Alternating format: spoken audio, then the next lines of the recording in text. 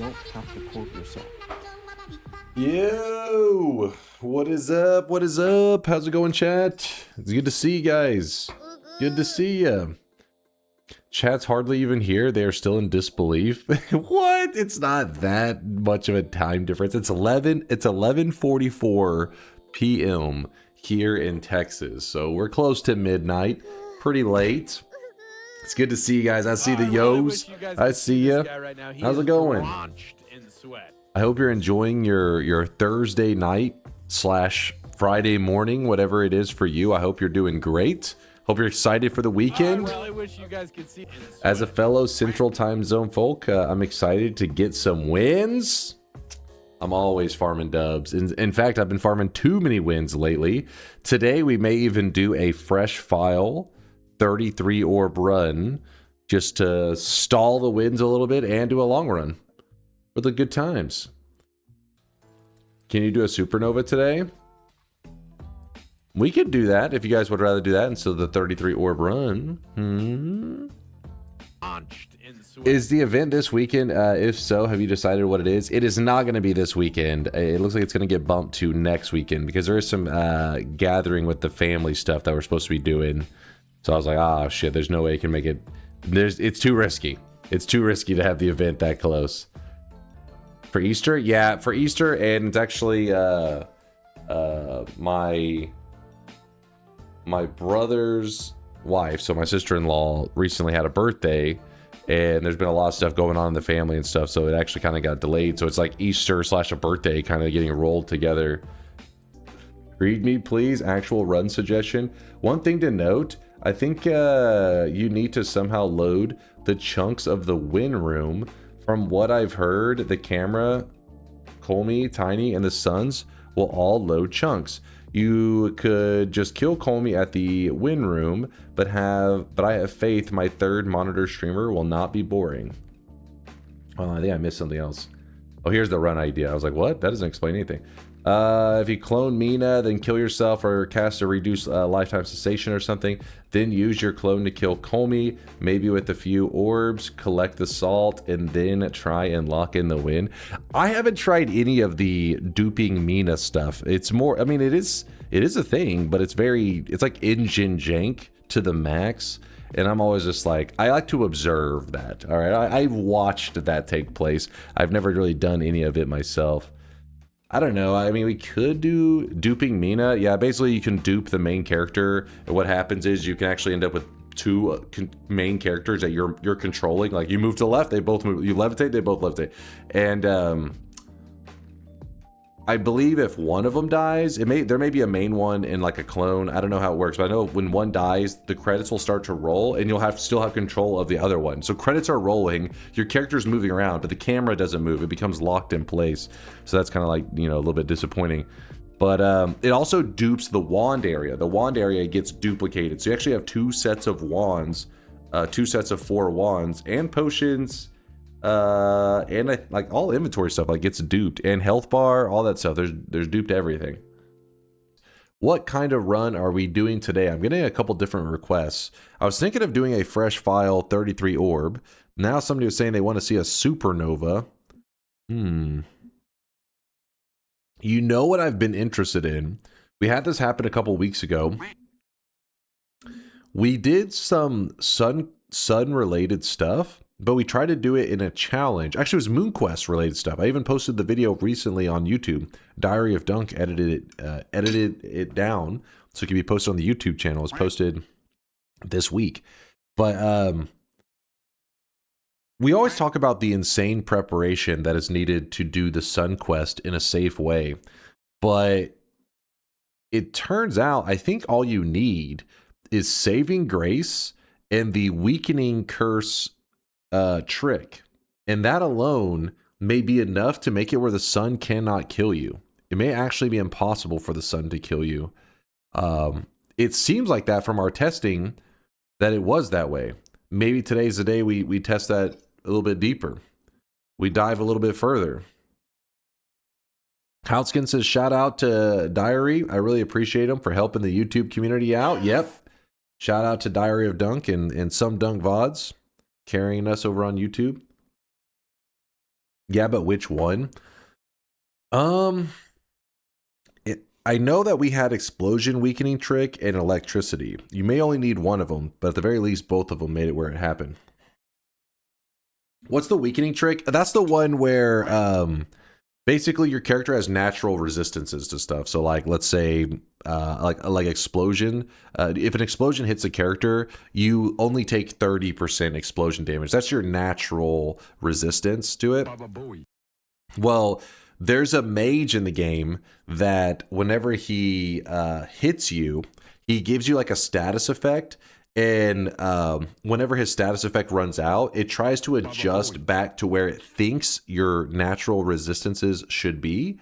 So you can use that window to like get hit by the weakening mage and then hit yourself on purpose with one of the modifiers that messes with the resistances. And that way the mage, when his effect goes to expire, it messes up its placement of where your resistance is. So basically you can make it where you become so resistant to certain damage types that it actually heals you. Yeah, same idea with the Heart Mage. Exactly, Mind's Eye. Same idea with the Heart Mage, but with resistances. And, you know, with the Heart Mage, your moment is like you pick up the heart and then it goes crazy. The equivalent to that is like the heart pickup equivalent is that you hit yourself with the modifier in some way, which sometimes can be tricky because sometimes like some people will be like, well, how do I apply this modifier to myself? Which then involves like, oh, find a way to like give the enemy the wand or ricochet it off a wall with piercing or something funky like that. But yeah, almost like the exact same idea. Blue Eyed says electricity weakness is very inconsistent as it only works in the lightning released by the sun. The sun do have consistent radius where it does explosion damage, so you need explosive weakness trick and saving grace. Oh, so you're saying the electric was not the one factoring in? That's weird. So only the shots off to the side are the electric moments? I'm guessing you still probably would want to have the electric weakening trick done just because if you don't have the weakening trick or an immunity to electricity, you still can get stunned by it, which so every time you probably try to escape the sun, you may end up getting your character stunned and pulled back into it, which that could be annoying, but that's good to know. So you think it's literally just the explosion weakening trick doing all the heavy lifting of keeping your character alive? Doesn't the sun do fire damage as well? Yes. The reason though, the reason that we knew on the explosion weakening trick specifically is because whenever you jump into the sun, your health bar is gone, right? Like it's going to hit you for, I don't know, 1,000,000 damage, whatever. Well, because the rules of saving grace says that if something hits you for tries to kill you when your health bar is above 1, then saving grace saves you. And because of those iframes and how frequently, I guess, explosion damage, probably fire damage as well, but you couldn't do with there's no weakening trick for the fire. Because the explosion damage is hitting you so rapidly, saving grace will always save you, and then you will always heal enough that the requirement for saving grace will fire off again. So it's like an infinite loop. I haven't seen a perk dupe run in a while. When 100 plus faster movement perks, win 100 plus faster movement perks run. Would you guys be more interested in maybe I have to do a poll. 33 orb run, a supernova, or let's just say a sun quest run, or a perk duping run. 100 faster levitation, fly straight to the moon. I don't even know what would happen with 100 of those. I imagine that would like probably bug it out, right? Probably be so hard to control your character. Perk duping's too boring. We'll do the dupe method that is not world telly jumping duping. We'll do it through the in-game mechanic. All right, I'm going to do a poll because you guys seem like you were not really one of those that you were like, oh, this is 100%. I'll say, which new file run do you want to do? And then I'll just do all of them as possibilities on a new file. All right. Which new file run do you want to do? Sunquest, 33 orb run, and perk duping, no glitch. All right. Oh, shit. Well, Looks like we're doing the perk duping no glitch. There was one vote between them. That was a close one. Do both. The thing is, though, the reason I don't want to do the perk duping and the sun quest is because, like, next time we do the sun quest, I kind of want to do it relying on that one method, like we were just discussing. It would seem silly to do the perk duping and then not pick up the perks and do the sun quest another way. You know what I mean? What is perk duping? Well, shit, you're about to find out. A lot of the times whenever duping is referred to in Noita, it's relying on a method that makes the engine kind of like break. Essentially, you're glitching out the engine to dupe things. That's usually whenever something's called some form. It could be duping perks, duping anything in Noita. It's usually an engine glitch. However, the method that we're going to be doing today is the no glitch method.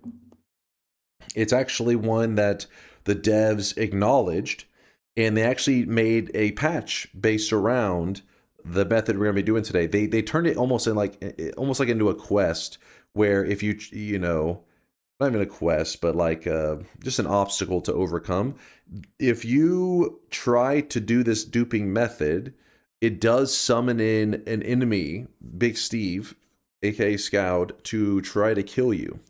And yeah, so we got to make sure we're prepared so that we don't get killed by Scout. That's our goal. Don't die. Let me think for a moment, because I got to do a fresh file. If we do a fresh file, I need to carry over a piece of information. So the criteria, before I hit enter on this, the criteria for the duping, what will we have to do? The criteria to say that we've duped efficiently. Actually, know what we're going to do? Here's going to be our perk duping. We need to get at least, let's say, more than 30 stainless armors. And the reason for that, we're going to go for more than 30 stainless armors, is I want to, afterwards, show the method of how, like, first off, you can become so tanky, it's hard to kill off your character unless you want to use polymorphine. And at the end, we'll show how you kill it with just, like, the little teleporting method to kill us off. Should be good. Also, we're going to do this on a random seed.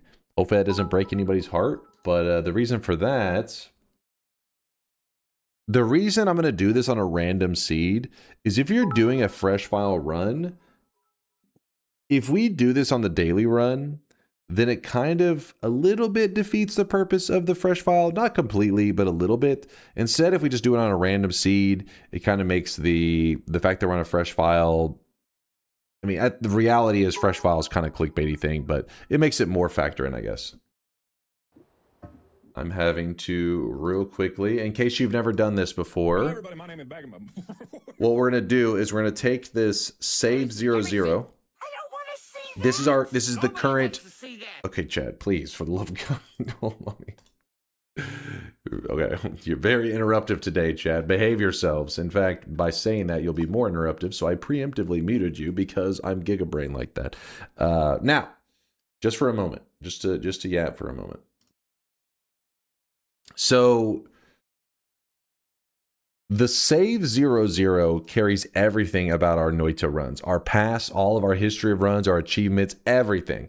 So what you want to do is you want to take this file and you just kind of want to save it somewhere else. And what you could do, I mean, so I've did all kinds of different saves. I muted that too. I saw you trying to interrupt with your support. I see right through your plans. I'll go ahead and even delete this. This is where Mind's Eye gets triggered because I did not, you know, do this in an efficient way, but forgive me. Wait, did I copy this correctly? Copy. Go here. We paste. Actually, wait, why did I paste that? I could just move it. Fuck. Wait. Cancel. My bad, my bad. All right, I do that. Go here. So save main. We're just gonna drag this into the save main. Sure. Actually, hold on. We should probably have Noita close. Luckily, again, I have you guys muted. This is when you guys are most supportive, all right? When I'm explaining something, focus up, chat, and then I'll shout out the supporters. Thank you, supporters. I do appreciate the kindness. So we take our save 0, and we move it into somewhere else, not here. As long as it's not here, this is going to be all of our thing. So it's okay to not have a save 0 here at all. What will happen is whenever I open up Noita now, what will occur... Whoop, why am I trying to open Unity? And if we were to hit new game and click this, you'll notice there's even a cutscene at the beginning. Nala Game presents.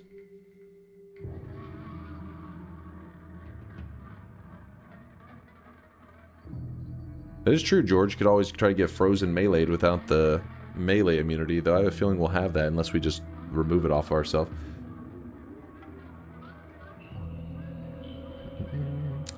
Look, a cutscene, chat. A cutscene! The VODs. I'll update the challenge. Hold on, we're still doing stuff. We're getting everything set up. Is it new? Wow, brand new cutscene that's been there since the very first day ever. Remember this? It'll be in the questions on the QZ show. True. True. Explain the meaning. It's basically explaining to you that it says like something about DunkOrSlam is a god gamer. That's how it's supposed to be interpreted, but a lot of people seem to mess that up. So then we're gonna kill off our character. Do.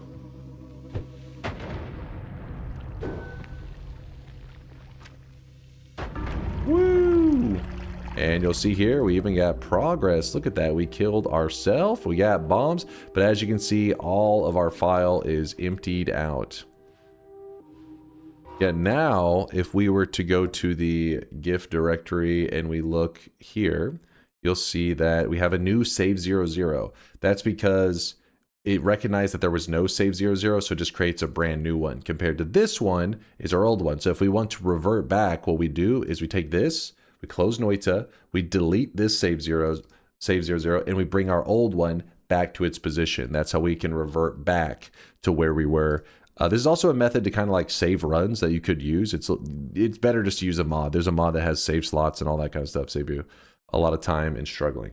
So one real quick thing I need to do is I need to update my only wand stuff. All right, we're all set up. So I'll explain in a moment what I was doing in case anybody's like, wait, what the fuck? What is happening? Wait. Basically, I stream Noita, right? You guys know this is not new information. I stream Noita, and when I'm streaming it, it's pulling information from my game and putting it on a website that you guys can look at any time. This is publicly available to everybody. I host the server, and by I host it, I mean I literally just pay for it. Mind's Eye does anything in terms of making sure the server doesn't explode.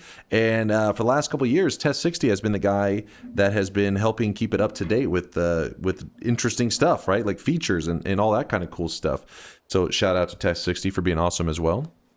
And so what we're doing is we are making it so that whenever we go to, let me turn on streamer wands and everything. Streamer wands check. Nope, hold up. Unsafe mods, allow, yes. Streamer wands, we need that disable, blah, blah, blah, blah, blah. Where is that thing? We have to turn all of our, there it is, disable. And then, I don't know if the order matters on this. That doesn't really matter. It's not a big deal, I don't think. Start a new game. And so we're going to do this on a random seed. We're not doing this on the daily run. In fact, you can see Nightmare mode is actually blocked out because this mode does not unlock until you've gotten a win in the game. So it's a fresh file. We hop into it. Shop. Is it already shop time? Damn, time flies. Give me a moment. I'm going to make sure everything's sorted out. So we can see here we have the bouncing burst and the bomb wand. So if I type !wand, it should take us to a web page that will show, ooh, it's not up to date yet. This is concerning. Hold on, I may have fucked something up. I am known to do that.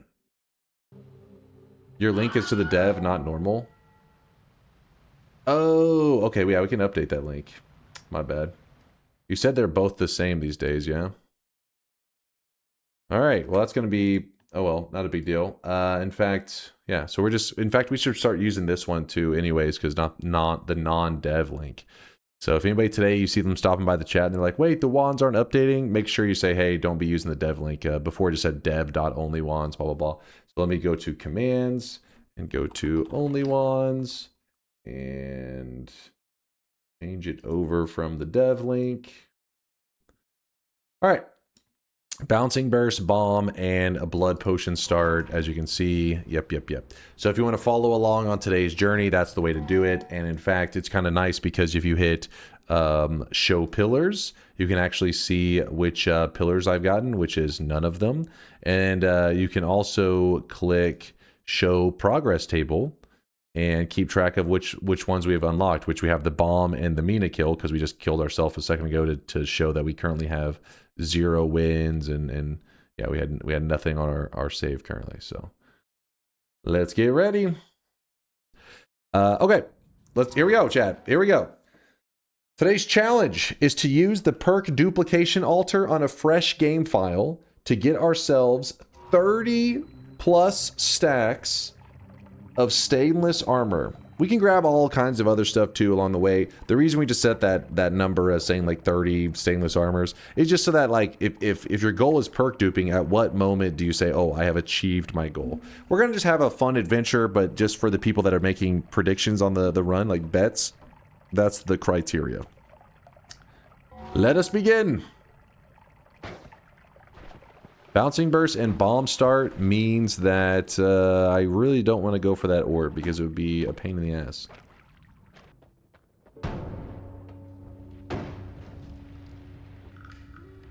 So today's bet is, will we have fun? If today's bet is, will we have fun, then of course it's yes. Of course. Every adventure in Noita is fun. You know this.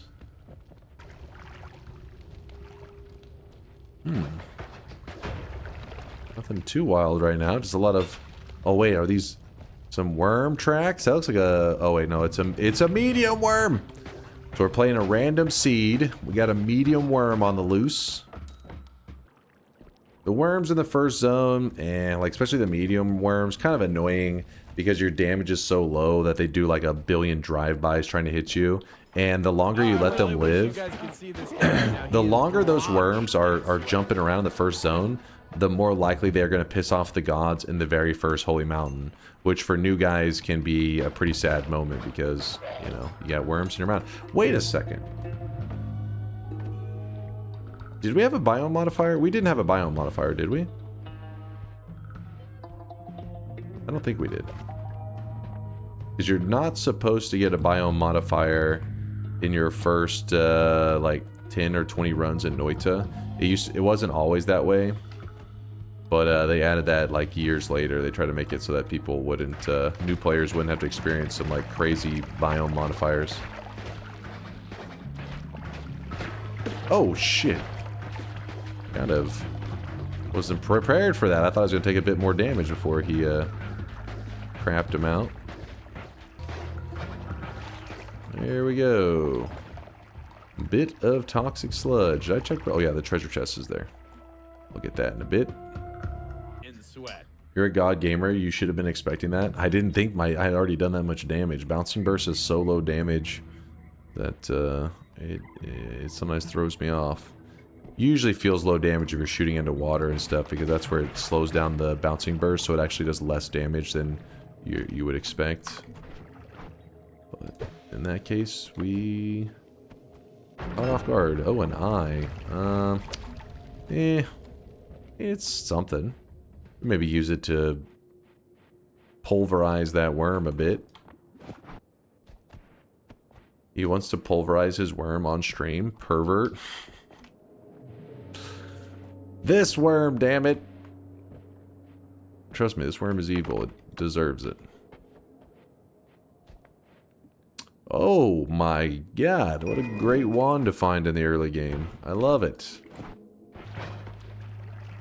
Oh yeah, I was talking about the orb earlier. I'm so used to playing normal without the fresh file that I wasn't even thinking. The orb is not going to have a heart. So not, there's a chest there. Not a lot to gain by me going up there. Guess I could show that if anybody has forgotten, because, I mean, clearly I forgot.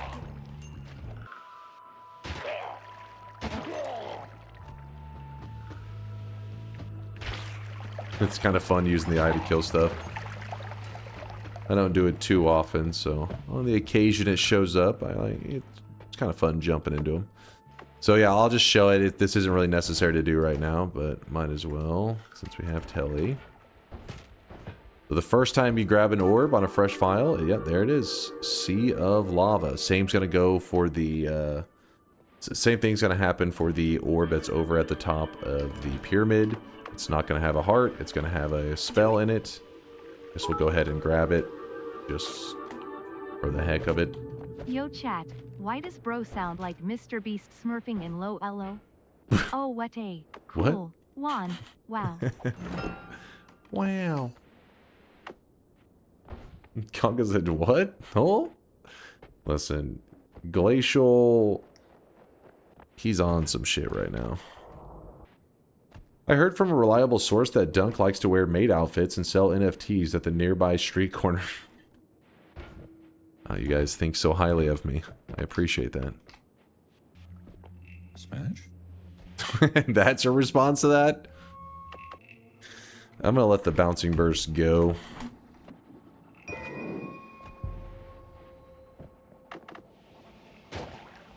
Just keep smacking all the bad guys. Got a lot of berserkium here. Gotta watch out. We don't want it to drop like electricity, stone, and then like we're not ready for it, get electrified. Oh, huh. Well, I think it's safe to say we should grab this because ball lightning is a nice alchemist killer. Put that up there. In fact, if you're really feeling frisky, what you could do in this scenario is you could scoop up some of that berserkium, like in like this extra flask, then do some kind of berserkium ball lightning kill on the alchemist. Since we have tellies, we have the ability to dig down there with the eye. Definitely try to make some big plays. Do it. I mean, should we even give the game a chance to cheap shot us? I mean, it's just a little questionable, right? Do it. Do it.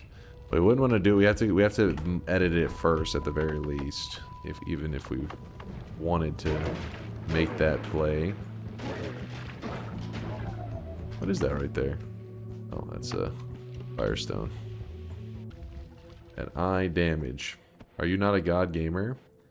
I am an elite god gamer. This much is true. Drain the lava lake for a free orb. You know, that's like a classic newcomer thing, as they get the eye or they get something that allows them to drain that lake, and they spend forever draining it, and then they find that orb, and then later they find out you could have just dug from the side and saved themselves a couple hours. Legalize nuclear bombs. It's a fun learning Noita moment. What is that? Ambrosia? Why not? I'm having too much fun with the eye right now. I don't want to drop it yet. Not yet. In a little bit we will. It's very common for the first zones to be pretty strong, and most people not realize it because they move through the zone too quickly. And while, yes, you're not going to get every start as good as this one, even though we haven't got much health, but in terms of resources, we have gotten some good stuff. But yeah, you gotta give the first zone a chance.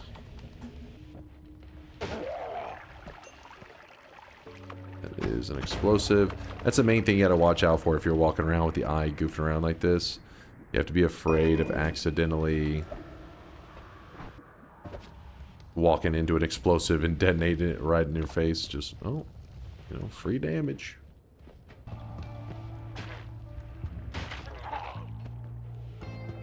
Saw blades. Oh, damn it.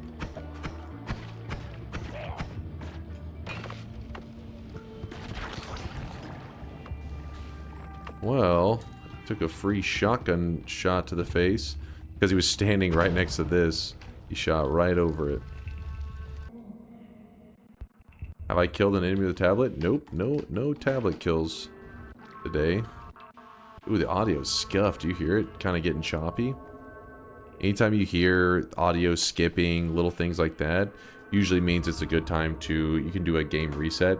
It doesn't happen often. I'm guessing maybe because I was carrying over files and doing some weird stuff may have caused it to kind of behave a bit buggy.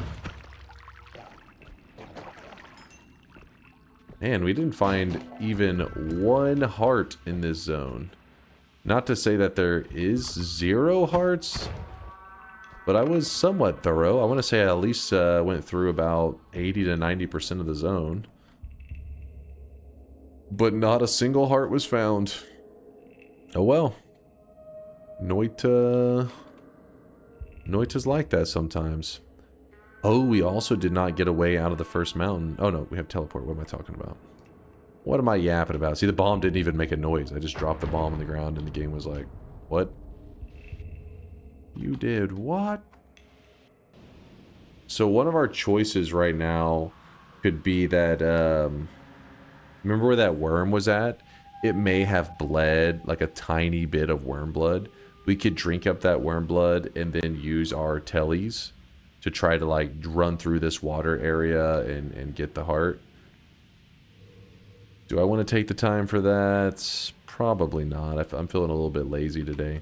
Not only that, but do I want to keep digging this entire thing here just to get to that water? Probably not. It does like kind of, you know, dig away at it, but oh well, it's too slow. I'm too lazy. Doesn't the eye give vision? No, you're thinking of the sun seed. The eye just, yeah, well, the eye lets you see the forgotten boss, which in a way I guess is giving you vision of the forgotten boss. But no, the sun seed is the one that reveals the darkness. All right, well, let's jump into the mountain. Let's close the bets, and also let's restart the game real quick.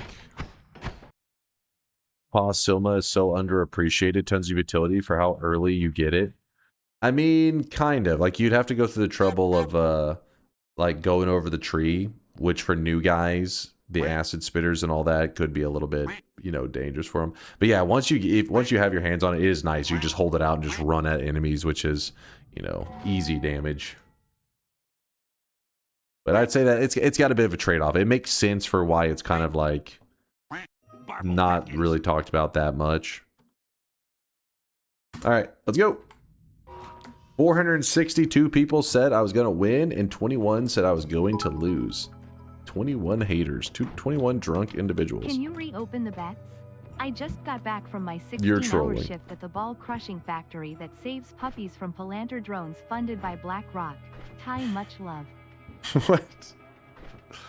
What in the hell? That was fucking... What has gotten into you today, Glacial? Probably shouldn't have bought this yet. I probably should have got the reroll first, but oh well. I do like this. That'll be our telly wand. Cool, cool, cool. Heavy goes here, and normally if you the heavy, you know, it does help speed up the wand. Just make sure you don't place it before the trigger, because then, yeah, you're not hitting shit.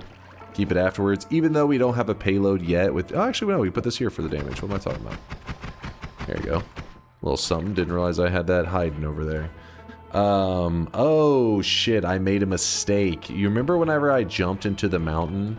I totally forgot about this bug. When you jump into the mountain, if you close your game and you restart, what happens is you've actually only... let me show you the distance here. Where's the... So when you jump into the mountain, let's pretend that what we're seeing right here on my screen is the loaded in area around the character. Well, if you're here, the loaded in range is going to be to like right, let's say like this. This is the loaded in range. Well, as you notice, I don't have the third perk loaded in. Like it just has loaded in this vicinity.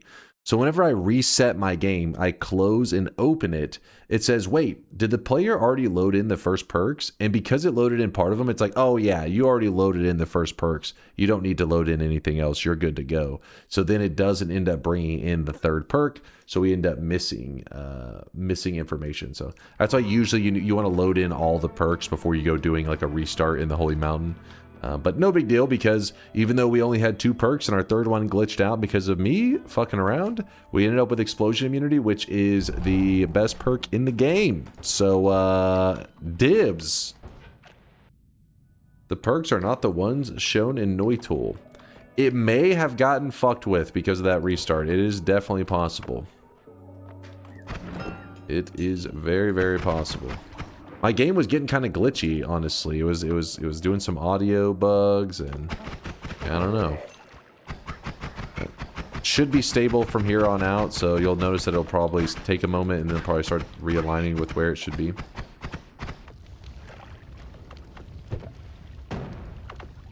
Right. Delete the coal. Oh, look at that. Finally, our heart. The first heart we have on this fresh file that we're playing on. False info, they are the same on Noita. Oh, it is. Okay, well.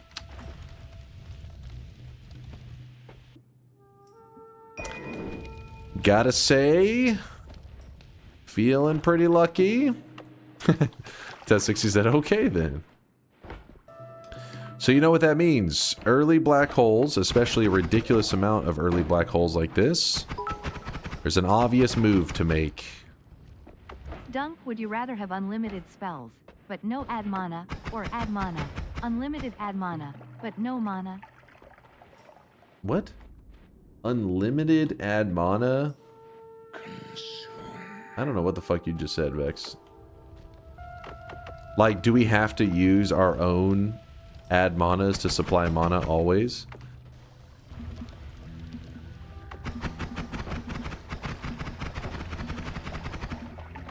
Are really bleeding some lava today. Oh, look at that. Oh, shit.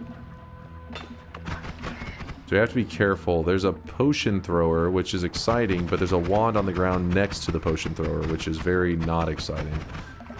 The issue is that I have a billion enemies around me that are bleeding lava all over the place. Frustrating the heck out of me. Alright, let's get a little bit of ambrosia. We're going to put it on ourselves.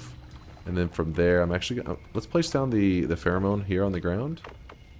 Let's move this there. Alright, we're going to use a bit of ambrosia. The reason we're doing that is we're trying to see... I don't know what he's up to. I need to get him to throw something. Okay, that's scary. That is also scary. Damn it, I need to get my hands on that wand. He's going to jump towards it, and then it's going to be trouble.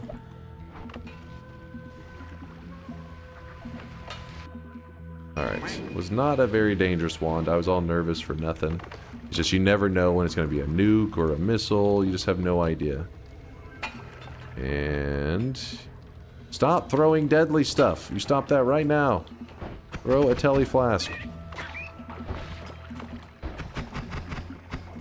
I think he's dead. He killed himself, didn't he? Yeah, he did.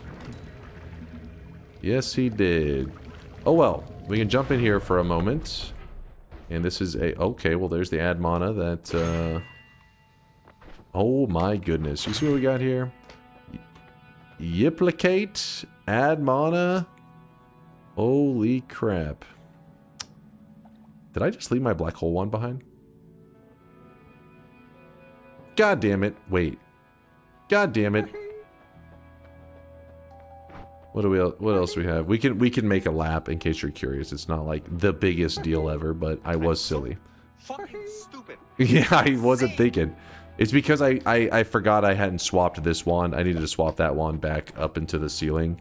And, oh well. So we're going to have to do a quick lap. We're not going to clear the snowy depths yet. Here's what we'll do. We're going to grab phasing. And then I'm going to go ahead and grab an early heal. There is homing and rock. We got to remember that we only have 3 charges of it. Right? Oh, okay, I guess with the placate, maybe you could get more than 3. Please? It's not even the good one. I don't have the money for this. We can't even afford it yet. We'll see. We'll see. All right, so real quickly, we need to get back up. We need to go up, which originally I was going to the next mountain because I had black holes. I could just go back up with the black holes, but I placed them down on the ground, totally forgot. But luckily, they made a path for us to easily get back up if you ever make such a mistake. You just gotta travel to the far side over here. So we're heading to the right side. We may end up finding a couple good things along the journey over here, on the way. This heavy, add mana, triple, spark bolts. This, actually no, double. Then we say that, and then we wrap with the light. Go towards the light.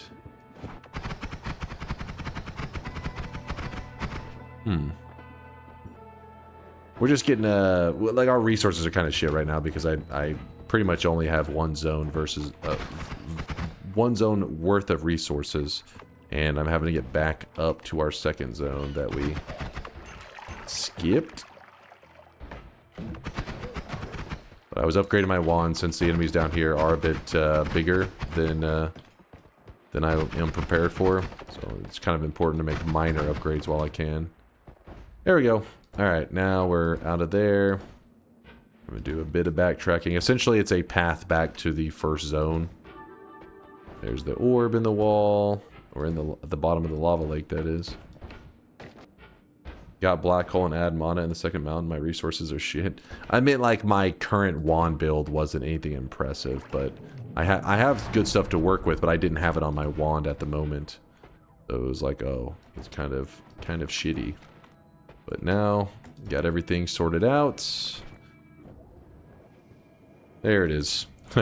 I left you, I'm sorry. Actually, you know what? Double heavy spread. There's something kind of crazy that we could do right now. We could make a kind of a spammy wand. So if we were to say, if we did double heavy spreads, 2 of them, each one removes 0.25 recharge. So that is almost all of the recharge. 0.27 recharge remains. So then from there, you could just put like a spitter at the end, and then you could wrap this. So this is actually really fast. So, and then you could just put like an add mana, and then that makes it so it never runs out of mana. But we could get even crazier, because if you do the math on this, the heavy spreads get wrapped. So we actually are removing 1 second of recharge time with these heavy spreads. I mean, the only thing that's causing it to be a little bit like choppy is cast delay, not recharge. We've removed all recharge. So Spark Bolt with trigger adds 0.05 and the wand has 0.07. Let's go ahead and swap that out, and let's go with the bubble. Bubble Spark doesn't add at all. It just removes 0.08, and you end up with this, and we can do it infinitely. And then from there, what are we gonna do from there? Might as well put the light on there just because we have an extra spot anyways, and I don't really have a good way to set anything else up. Kind of cool. Yeah, we have a Yiplicate, but none of our wands are really set up perfectly right now. Like if we put the Yiplicate here and we were to cast it like so, it actually does nothing, and it uses up one of the charges. Let's see, use it up again. We need 40 mana for the Yiplicate, and then it casts a copy of 2 of them, 2 bifurcated pattern of the black holes, which is 180. So I think just to at least get this to work a little bit, we need to have the 180 mana for a black hole and the 40 mana there. So 220. We need a mana max of 220, and we could use it on this. We could say, oh, we'll put it on this wand here, but then we end up losing our Telly wand. Alright, so this is going to go back to being our Telly wand. Now you may be saying, well, why put up all those black holes? Why not just leave them all on the wand? Which you could. You could. But in the current setup that we have, if you were to add together all of the black holes, so we had 1, 2, 3, 4, 5, 6, 7. That means 21 black holes, which is a good amount. This setup right here will have however many charges of Yiplicate I have, plus the 3 black holes on top of it. So it's at full, it's 30. So this is 33 black holes total, which is pretty nice and very efficient. So we jump over here, and then let's shoot that. Oh, I shot it right into the telly, didn't I? Oh, no. We avoided it. See, in the scenario that we're using the placate, essentially it has enough mana to cast a little bit of the black holes, but not enough mana to cast everything that it wants to. To truly complete what the Yiplicate wants to do, it needs to cast 2 black holes in a kind of bifurcated pattern. 2 black holes cost 360 mana. Yeah, 180 twice, 360 mana, plus the original 40 mana of the Yiplicate, so 400 mana. As long as we don't use a wand that has 400 mana or more, then we can take advantage of this kind of glitch, which is allowing the placate to use charges and copy a black hole without using the original black hole. Kind of funky, I know. I do have a video where I do a deep dive on that. Sorry, my allergies kind of bother me. I do a deep dive on the placates, or not a deep dive, but just kind of go over what they can be used for, what's interesting about them. And yeah, so if you just look on my YouTube channel and type in, I think it's called like placate spells are secretly OP, secretly overpowered, something like that. All right, let's get to the first zone and shred some bad guys. Or you could just kill the Alk with Ball Lightning and get infinite. That's true. That is true. Or you could get a Tower Wand in under 3 minutes. That's also true. Though I would not like the first part of that journey where you're having to kind of drop through that sand cave. You'd have to be making sure to keep yourself ambrosiaed and not doing any stupid mistakes. Oh, I forgot to check this corner, which could have... Nope. Had nothing. What about this? Also has nothing. 2 chances for heart spawns, both of them scams. I wonder what sort of allergies Dunk has specifically. He's got them quite often. Yeah, I don't know. I'm not exactly sure. One day I should get myself tested. I know Chad's talked about it, and some people have spoke pretty highly on those shots that, like, over time, I think it's like years, but you'll build like immunity to stuff. It would be nice, though. I don't know if they're the... I've heard they can be kind of expensive. Ooh, there we go. Another heart. Allergic to sweat? Impossible. My body is made of 90% sweat. Get some local raw honey and eat a spoonful every day. I have heard good things about that. I have heard that's like good for building up immunities, as long as it's local. It has to be locally sourced. I just ate 2 spoonfuls. Next door neighbor raises bees. Yours is super local. You're building allergies to your own backyard. Nice. Hey, I'm always looking for an excuse to eat more honey. I'm always down for that. Like, listen, I don't want to have to do this, but I guess I gotta bust out the bread and butter and honey. Trust me, the bread and butter are necessary. They enhance the immunity of resistance. Please believe me. I thought the perk duping caused perma-polymorph. If you do it incorrectly, it can. There's a 50-50 chance you can get yourself stuck permanently in whatever you polymorphed into. But what we're going to do is we're going to run a strategy to try to avoid that entirely and make it where we know 100% we will not get stuck as whatever we poly into. I got myself perma cessation from that. Yeah, which is like it is pretty much the same thing as poly. Like you polyed yourself out of existence. Perma cessation. Dang, that would be rough. That would be rough. Just sitting there staring at your screen like, wait, when am I coming back? Never. Actually happened to me accidentally. I forgot they added this. I cessation myself out of existence forever. Stared at the screen like a dork for 20 minutes. You're like, please come back. Please. Staring out the window. Consume. No, we cannot consume. The main reason we can't consume is that if you're doing your the non-glitch perk duping method, fungal shifts can hurt us pretty badly. If we end up losing, because you have to use certain materials to perk dupe, and you could accidentally fungal shift that material away and lose it. Losing one material wouldn't make it impossible, but it would make it a bit harder. If you shifted all three of them away, then yeah, it may actually be impossible at that point. What are you guys spamming in there? You shut your mouth. Oh! That guy tried to kill me. What are you guys spamming in there? I am ignoring this pasta. You guys are up to no good. You're up to no good. A luminous drill. Good old Lumi drill. We do need a Lumi drill today because we have an Admona in action. We don't know if we'll get any chainsaws. So let's put this in a nice spot. Dig to the cube room. I am. We'll make our way there. Just kind of moving around in an awkward way right now. That's all. Oh! Phased through me. It kind of jumped the projectile, didn't it? Moved in a weird way. Good old phasing. Oh!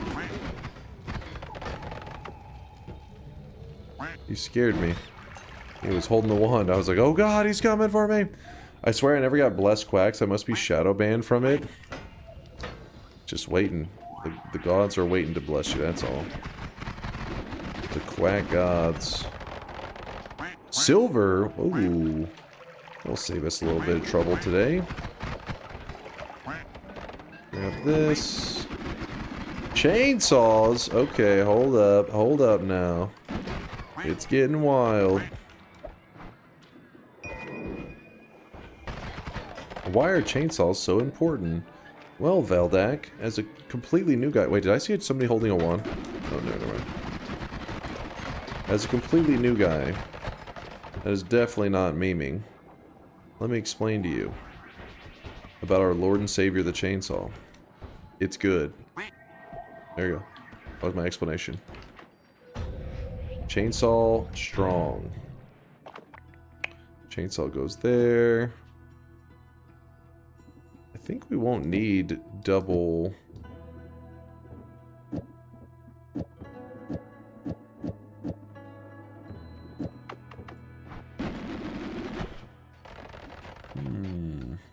We'll fix it all in a bit.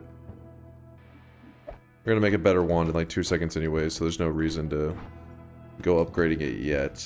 Not yet. Well, if we keep this down to 1...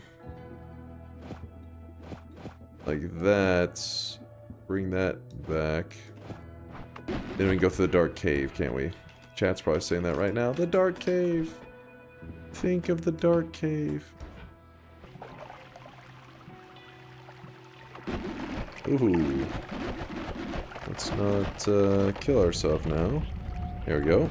As you can see, we got the plus. This is good. This is good. Wait, where are we going right now? Speaking of the weekend, what was the decision for the event run? We are going to be doing it likely next weekend. Well, it definitely won't be this weekend. I'm just hoping that next weekend works. Because of family stuff that I have to do this weekend. There's no way I could... I mean, it would likely be okay, but because event runs, sometimes the duration varies. That's the issue.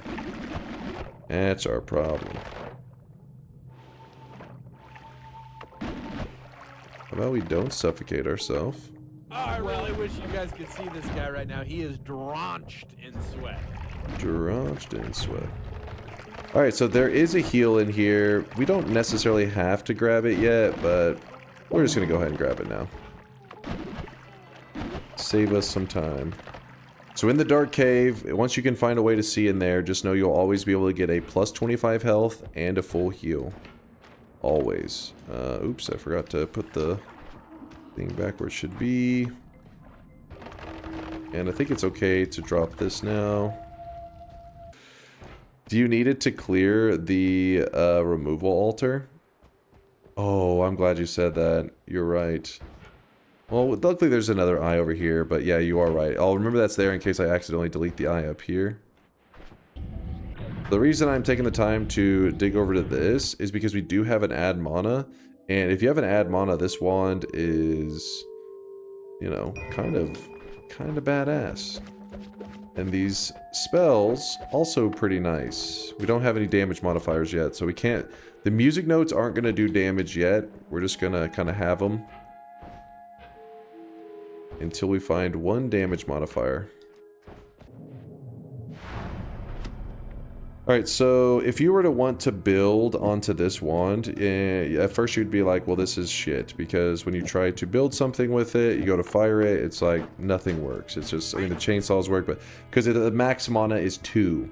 But we don't give a shit about the mana max or the mana charge speed. We're going to supply our own mana right here. You can put the mana here, here. Actually, no, wait, you need to put it here, because if you put it here... The add mana is after the spark trigger. Spark trigger needs 10 mana, so you need to put it here. This is okay to have at the beginning because it costs 0 mana. Alright, now we got a spark bolt pumping some damage. So this chainsaw needs to be at the end, but here we can move some damage in here, yeah? In fact, how much space do we have for damage? I don't know. You could just do the math, but instead I'll just throw stuff on it and shoot it until it stops working. Alright, we can get pretty crazy with the black holes now, I guess. Basically, this one right here, the ball lightning, is really good at killing the Alchemist, but you usually want like a clump of ball lightning. Like you want more than just one. You don't want to be like one little ball lightning. That'll still do okay, but you want to shoot a group of them. But I only have one. Well, we can solve that problem pretty easily with killing the pyramid boss. Pyramid boss, he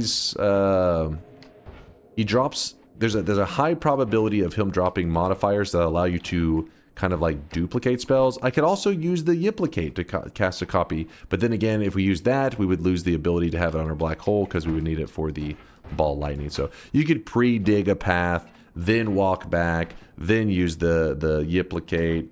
That's also something, but let's just go kill the pyramid boss first.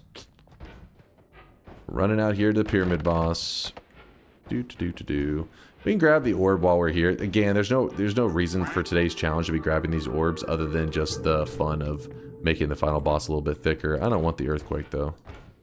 We don't need that today. So we dig into here.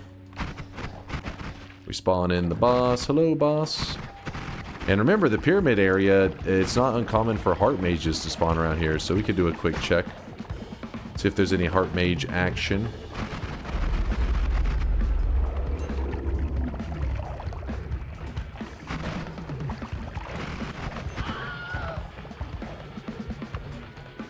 He said, back to your corner. My bad, my bad. My bad. Whoop, back to my corner. Okay, the heart is on the ground. What kind of wand did he drop? The wand is not the worst thing ever, because you got to remember that we have ways to remove recharge time, but really not necessary for today's run at all. In fact, let me just... Oops. Is there a... Wait, what's happening?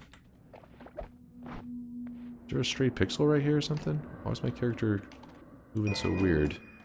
Don't know. Put the magic missiles up. Put that there. The heart that is hiding there. Oh, we did not get any of the copies, did we? We didn't get any of the copies. There is a reversing ghost right there. It was you. I was a little bit unlucky. We didn't get the guy that allows us to copy the ball lightnings, which is not the biggest deal. It was just kind of like a... In general, statistically, you're likely to see at least one kind of copy thing, because there's 3 of them. We got the unlucky drop. Yeah, we did get that, so that's a win still. I like that. It's not useful at the exact moment. Also, remember, whenever you're doing a fresh file, there are a lot of bosses drop heals the first time you kill them. So, does that include this guy? I cannot remember. Yes, he drops a plus 25 and a full heal. So what we're going to do is try to not grab the full heal, just in case we need it later. I really wish you guys could see. Do you feel like the game is like, damn, this dude is getting pretty well for, doing pretty well for his first time? He's going insane. What the hell is this? Do we try to rush our Alchemist kill? I really don't have anything that cool. Yes, rush it. Alright, Draco wants to rush it, so then we'll just have to make it work then. If that's what'll make Draco happy. So then that means we're gonna go this, Yiplicate, Ball Lightning. Yeah, I don't expect this to be the fastest method ever, but it is a method. Read my previous message. What? Shizzle, you piece of shit. Thank you for the resub. I appreciate the 12-monther. What in the hell? Your previous message. Scroll. It's a pasta? Attention. This is an emergency message for DunkOrSlam. Your test results came back and you have tested positive for a godlike game sense. For the sake of humanity, please continue what you're doing and save the world with your gifted supreme talent. Attention, attention. Hold up now. You guys didn't tell me this was a good pasta going on. I just knew it was going to say you tested positive for bald. I was like 100%. That was what I was going to say. Thank you. I appreciate the love there, Shizzle. That's what I'm talking about. Why are you dying of cringe? That's not a paid chatter. He's a real one. He's a real one. Yeah, see, I knew the original pasta was probably something else. Tested positive for severe hair loss. Alright, so our method right now is Ball Lightning. Ball Lightning for trying to kill the Alchemist. It's a little weird. I didn't know Dunk started a premium paid chatter program. Not ideal. Where can I sign up? Ball Lightning is good. Yiplicate Ball Lightning, not so much. Started a premium paid chatter program. Premium paid chatter. Get out of here. All right, so we look for the background having a building in the background, which is right there. And then from there, we're going to drop down, digging through the snow. Okay, where?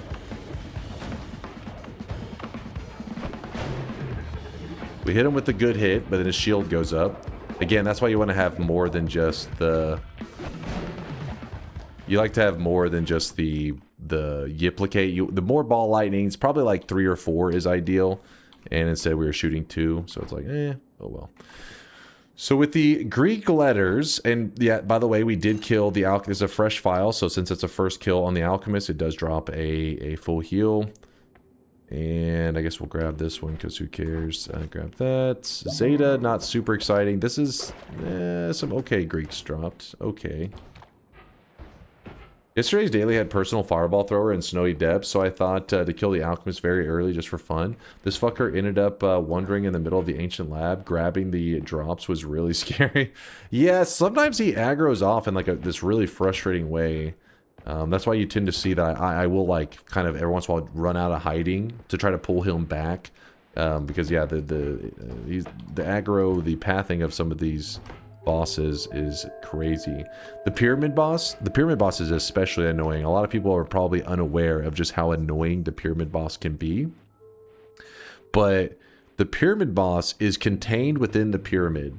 But the boss also tries to kind of escape the mountain sometimes.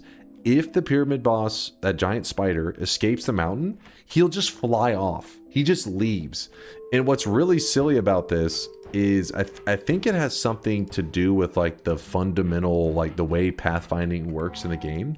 And let me show you this real quick. So the pyramid boss chilling right here.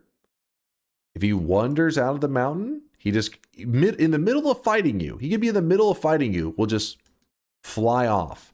And you almost always lose it. Once it flies off, it's very hard to track. It's just gone forever. And this has been around a very long time. I've had like 20 minutes, the pyramid boss, 20-minute pyramid boss kills before where he flies all the way into the cloudscape. Yeah, see, that would be frustrating. So easy to lose track of him. It's actually kind of crazy that you managed to track him all the way to the cloudscape. But they used to have the pyramid boss. They had a spider boss in 2 spots. He was not in the pyramid. One of the ways that you would fight him, I think, was when you filled up the eye, right? It's been too many years, I can't remember. You would fill up the eye with blood or water or some shit like that, and it would summon in the boss. And the fight would happen for, 20 seconds or so. And if you didn't kill the pyramid boss, he would just fly off and leave. And it went this way for many months. People would stop by all the time, say, hey, I need help. My boss just flew off. What do I do? And I'd usually just be like, well, you're fucked. Because the boss tends to unload itself. You just can't track it. And then one day there was actually a second spider boss too down in the ground, which was really weird. It was a different time. And eventually they were like, you know what? We'll place the pyramid boss here. It's almost like they may have at some point changed it, but I'm pretty sure it still works this way. The boss, since he's stuck kind of in a cage, he sticks around and fights you a bit longer. But if you accidentally free him, he'll do the same thing. It's like instead of changing his pathfinding that was so jank and fucked up, they were like, oh, just put him in a cage. That way he stops doing that. The perfect Nala solution, that is a super Nala solution. Instead of being like, what if we change how pathfinding works? We shouldn't have it where the bot. And they're like, no, just put him in a box. Put him in a box and maybe he'll, people will kill him before he finds his way out of the box. And that's where we are now. Our next move. What's our next move? Well, since we have Tau, that means we do have infinite black holes. All right. Infinite black holes are ready to go. This scene's kind of wild because the fact that we have gotten this Yiplicate this early is like, it means there's a potential for an early infinite heart farm if we want to. The key though is we have to kill the bridge boss, which yes, we could use that cheesing tactic of Berserkium and all that goofiness. Which I actually do need to start practicing that boss fight kill soon because it's been too long since I've done it and I'm going to be rusty as hell. I don't think today's that day, but still. Where is the Luminous Drill? I put a Luminous Drill somewhere. Consume? Not yet. Not yet. You dig through this wall over here. There is a free wand over here. That's where I'm heading to. Because it's not random, and when he escapes, it links to the iMessage. Dude, that would be such a crazy find. Be like, this whole time I thought this boss was just being a piece of shit. He was trying to help us solve the eye puzzle. Luminous Drill, where are you? I think, oh, that's it. That is it. Okay, we're in the mountain. Save the Luminous Drill. Get rid of one of those, I guess. We got a lot more gold now. You guys were excited about rock homing before.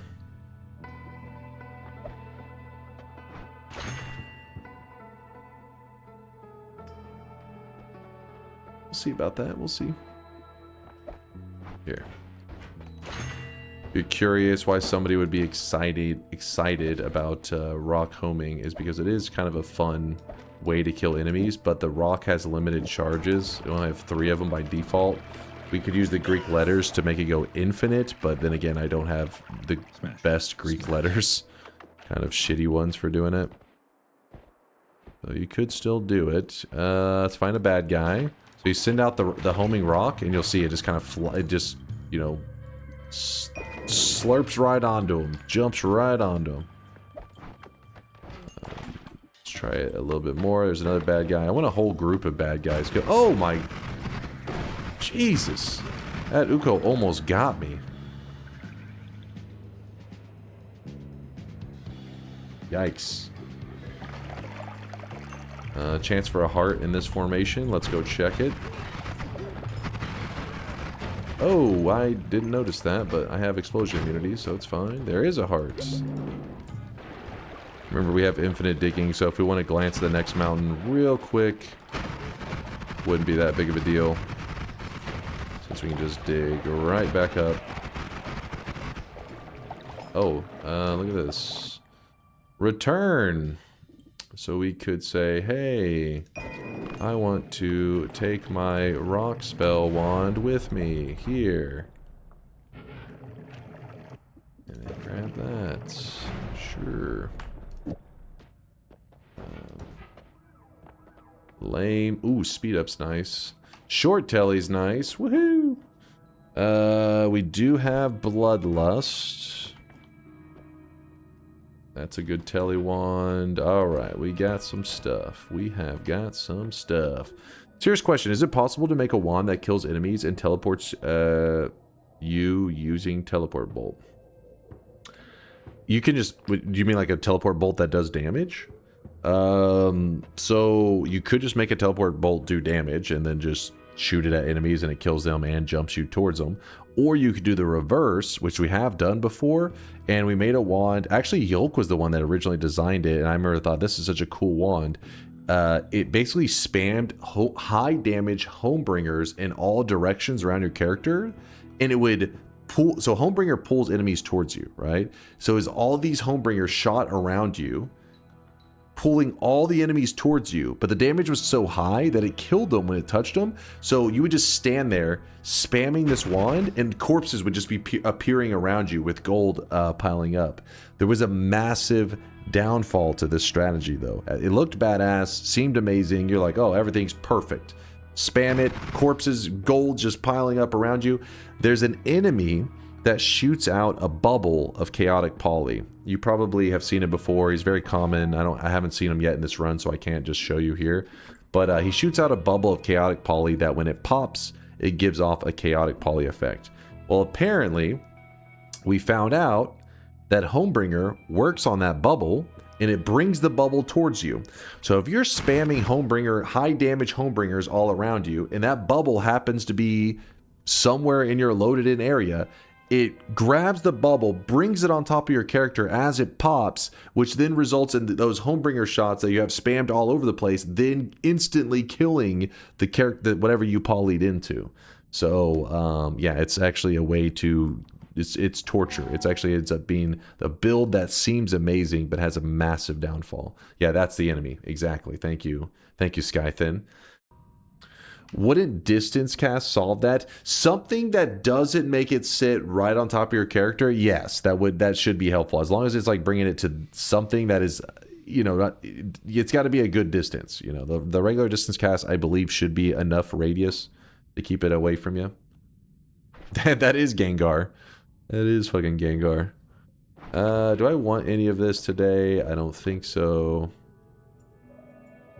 Actually, Iron Stomach is super helpful whenever you're doing perk duping because it allows you to just eat stuff off the ground and not care. So I want this wand.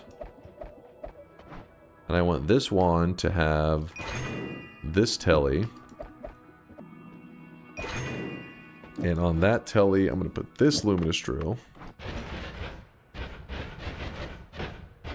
Could make it go super fast with the add mana, but we need that add mana over there for now. And then, oh, I need 540 for that. So let's use our rock. Our trusty rock in the hiisi base is kind of nice. Homing, that's... Yeah, because the hiisi base, the enemies are all kind of clumped up. In fact, at this point, let's just go ahead and grab up my black hole wand. I fucked up. Ditch the spark bolts and spitter bolts and add bloodlust to more notes for better damage. Yeah, we will have to deal with the recoil on that one though. I think that maybe when we get to the jungle that may be necessary. Because right now we should still be instating everything. Oops. I accidentally got hit there. That kind of sucked. Whoa. 2 healers? Well, shit. I don't want to shoot the rock out. It will definitely kill these healers. Oh, they're gonna die for sure now. He's dead. He just, yep. Hi, I just want to say to everyone to have a great day. I like you. DNK love. Aw, thank you, Bayhu. DNK love. Feeling the love. So we had double healers. I would have liked that to top off my HP, but it's okay because we have a machine over here. And this machine is actually gonna try to murder us. Hold on, or murder the healer, that is. Oh my gosh.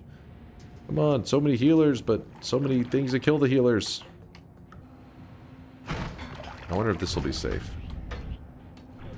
Hey, a broken wand. Heal each other. Oh, fuck. Okay, another healer. What is this scene?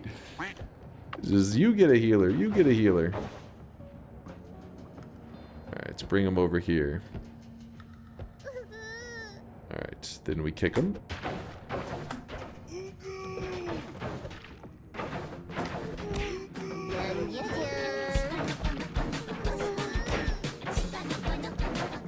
Damn weebs. Filthy, disgusting weebs.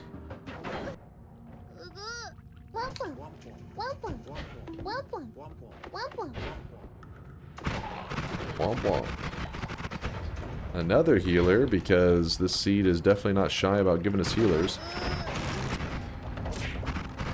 I'm just trying to get away from where my healers were. I want to throw the rock out and see it in action with a group of enemies, because it is always fun to do that. Oh my gosh, it just... healers everywhere. Broken wand in. Very disappointing results, even though we could have used this quantum split earlier for the out kill to split the ball lightnings. Fuck it, this is 3 enemies, whatever. Rock, go. There. If you saw, it did like 2,000 damage to one of those guys. That's the homing rock in action. It's kind of a goofy one, but can be great. I'm not looking to homing rock spam all day. How are Teddy and Honey doing? Things are going good. No new updates in their little cat worlds. Have I left wands with spells on it? I don't think so. We got that. Oops. We have a speed up on Black Hole. This means that we can... oh, I forgot to get rid of these. This means that we can actually reach the free spell room pretty quick and easy.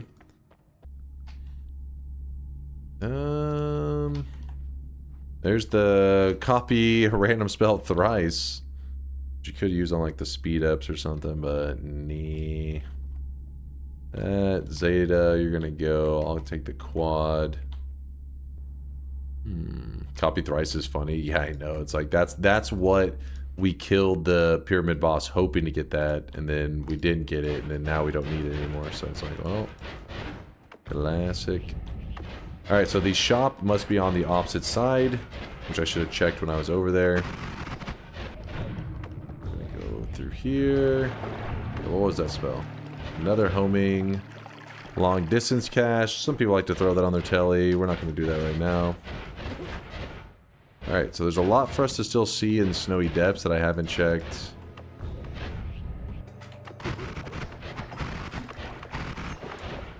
We might as well move on as well. I'm just going to check the free wand area. Also, we may have to do that bloodlust thing that you were talking about earlier, because our damage will kind of get a little bit weaker soon. A little bit more disappointing. Why not Nala on the Telewand? We need better mana before I consider that. We could move the mana, but that's being used right now on our damage wand. Ooh, Spiral. Another speed up. We've got some choices to make. Legalize nuclear bombs. Legalize nuclear bombs. Alright, we have another speed up, so what we're going to do is we're going to go like that. So we're going to jump in the portal. And take us back here. God's already pissed. We pissed him off down there below us. Spiral goes here. Then from there, we can move in some music notes. Music notes actually do big damage once you have something to add damage to them.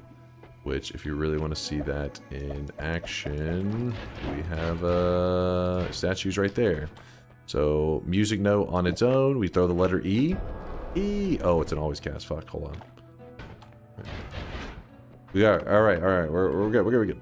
Took me a moment. Oh, I'm sorry. Get distracted by all these things. E! We're throwing E's. E. It's doing no damage. If you look, the statue's kind of just like headbanging right now. He's like, oh yeah, fucking I'm a statue. Hell yeah.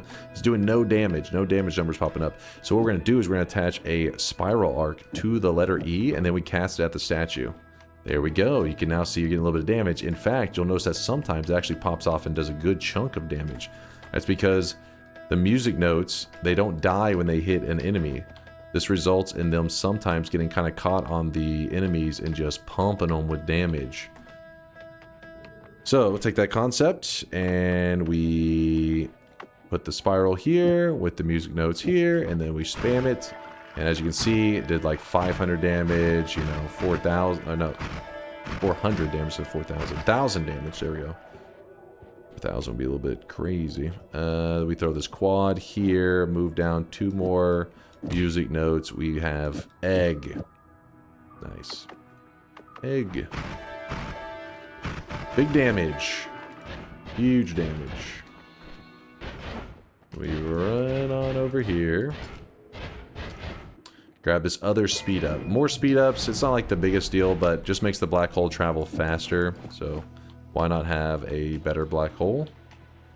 If you can, why not? So now whenever we shoot the black holes, they go crazy fast. And then with that one, holy shit, that was kind of blessed, wasn't it? Draco with the 5 honk. I remember my first stream, I hit a 7 honker. You probably at the time you didn't realize how rare that was. You're like, oh, cool, that's cool. How does that work? Now it's like, oh my god, RNGesus himself. Alright, so we have really good digging. What we're going to do is kind of a cheesy move. In fact, I don't do it that often because I find like one of the things that's really exciting in Noita is whenever you're building up your wands and everything. This move right here just makes it where it's like, here's the best wand you're going to have for the rest of your run. We could grab this too, grab the orb, why not? It doesn't really help us or anything. So we line up with this wall, which I kind of accidentally shot a black hole through this part of it, so it looks kind of weird. We line up with it, we shoot our black hole. Okay, I kind of shot that bear like terribly, but whatever. I didn't line up at all. And then we can grab an upgrade. Perfect. Jump into here. No, we're not going to grab the wand of tiny brains. So we have a couple of options. The best one probably being something like this. Just being our telly wand. Or... actually, wait, why would I? Freak, 1 mana off. Hold on, let me think for a second. Is that still fine? Okay, it's still fine. We're good, we're good. We're good. There we go. Should be good. But not at the end. Oh, at the end. Ah, thank you. No more bloop, bloop, bloop, bloop, bloop. I like that. You smart. Wait. Is it fucking with it? Hold up. Add mana, this. Oh, isn't it every other in this case, though? Which... Can that fuck with us? Wand of Swiftness is so bad, even if you would rather use a freaking recorder as a telly wand. What? No, I use this as my damage wand now. See? It's perfect. It's perfect. So we have not even set foot in the jungle. But as you can see, we're already getting pretty juicy. Pretty beefed up. We're going to go ahead and grab... Probably shouldn't have dropped the silver in there. It's going to be contaminated as hell now. Oh well. Especially with what you have, the Wand of Multitudes is so much better. You have chainsaws for cast delay, recharge delay, and then more slots to slam more modifiers notes. That's true if you have mana, but the thing is, I went with the higher mana charge so that I could spam more. Yeah, didn't think about that, did you? You have an add mana, but my add mana is needed for my telly wand.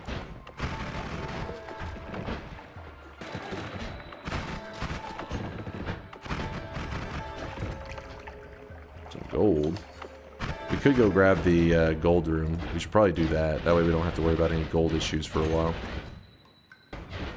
Why are you building on an inferior wand? It's not inferior. You're just jealous. Yay! The other one has a nuclear bomb. You just want to blow things up. Alright. This is the perfect setup. We can do a shop. We can collect some gold. We can listen to a little bit of DunkTales. Stop this music and then start the theme song. Where are we? Not that one. That is not our theme song. Don't you dare. That's what we're looking for.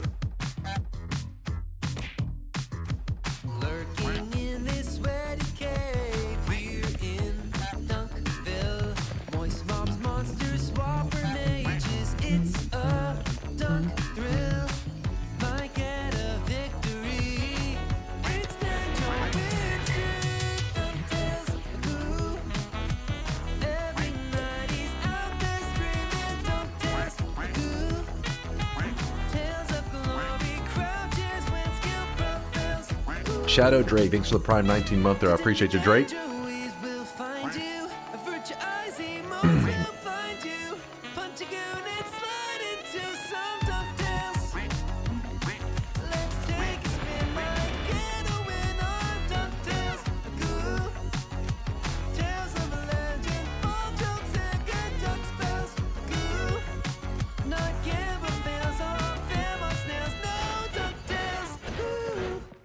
There you go. Here's a little dose of DunkTales. I don't think we need that much gold today, but this should be enough to keep us, you know, balling for a bit. I guess while we're out here, we might as well grab one wand from them. So there's a zone over here that's referred to as Wand-Mart, and I like to, I mean, the problem is, like, when you don't have Tinker, you can't really hold all the resources, because it gives you tons of stuff. But I figure, you know, we have enough to carry one wand right now, so give us one wand. And I have explosion immunity, which hopefully a whiskey. Oh man, we're gonna need that for the perk duping. So we're like almost all set up for the perk duping. Freakishly early. What are you linking there, French fry? What is this? Dunkbot 2.0 is never late. Frodo Baggins shortly thereafter. Oh, I'm sorry, Frodo. I was delayed.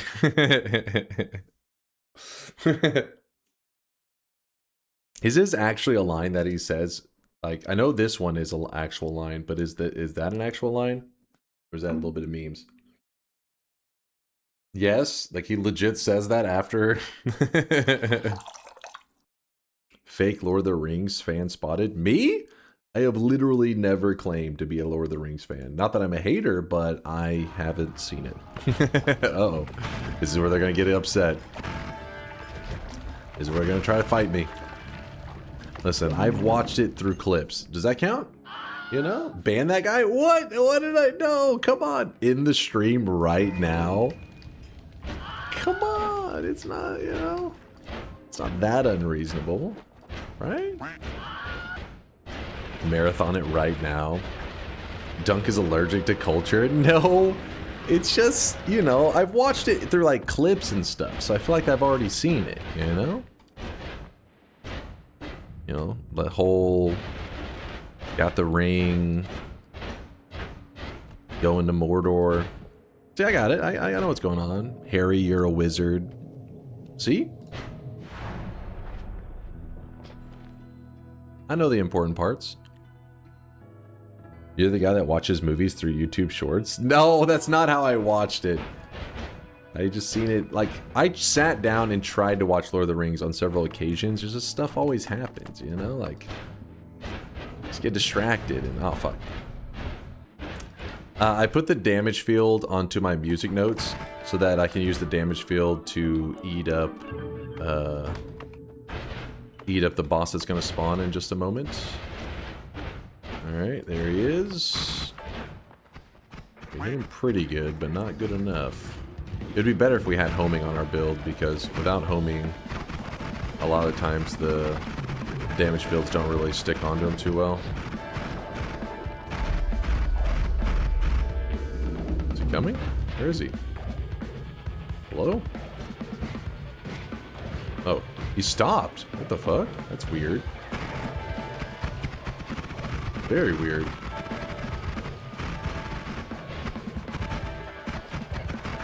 There we go.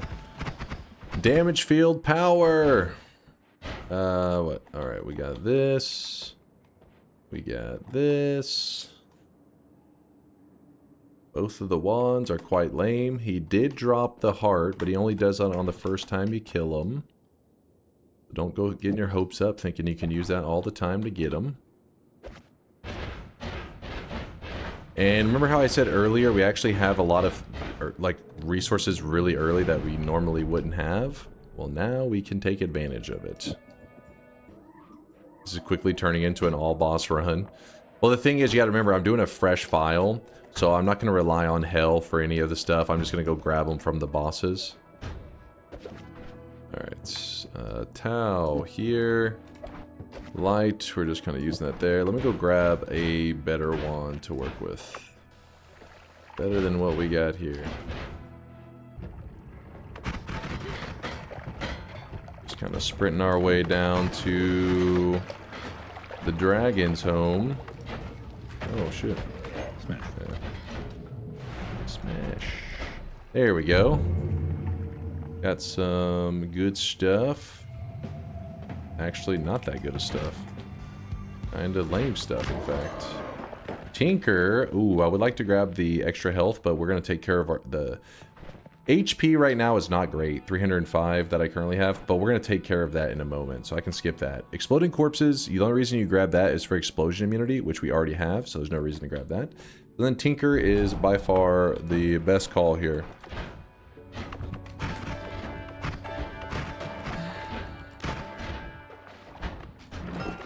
Oh, shit.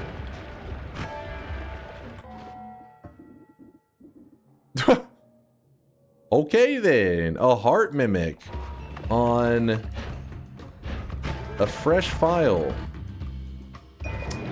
That's kind of wild. Phasing is going to make our current damage wand look pretty wild, pretty goofy. Without homing, though, it's not going to be that great yet. So I don't know. We'll see. Time for another 100%. I mean, honestly, if we organically run into a spell refresh mimic, it'll be pretty tempting. My stream quality's gonna drop from that. Yeah, the phasing does tear up the visuals on the stream. There's just so much going on.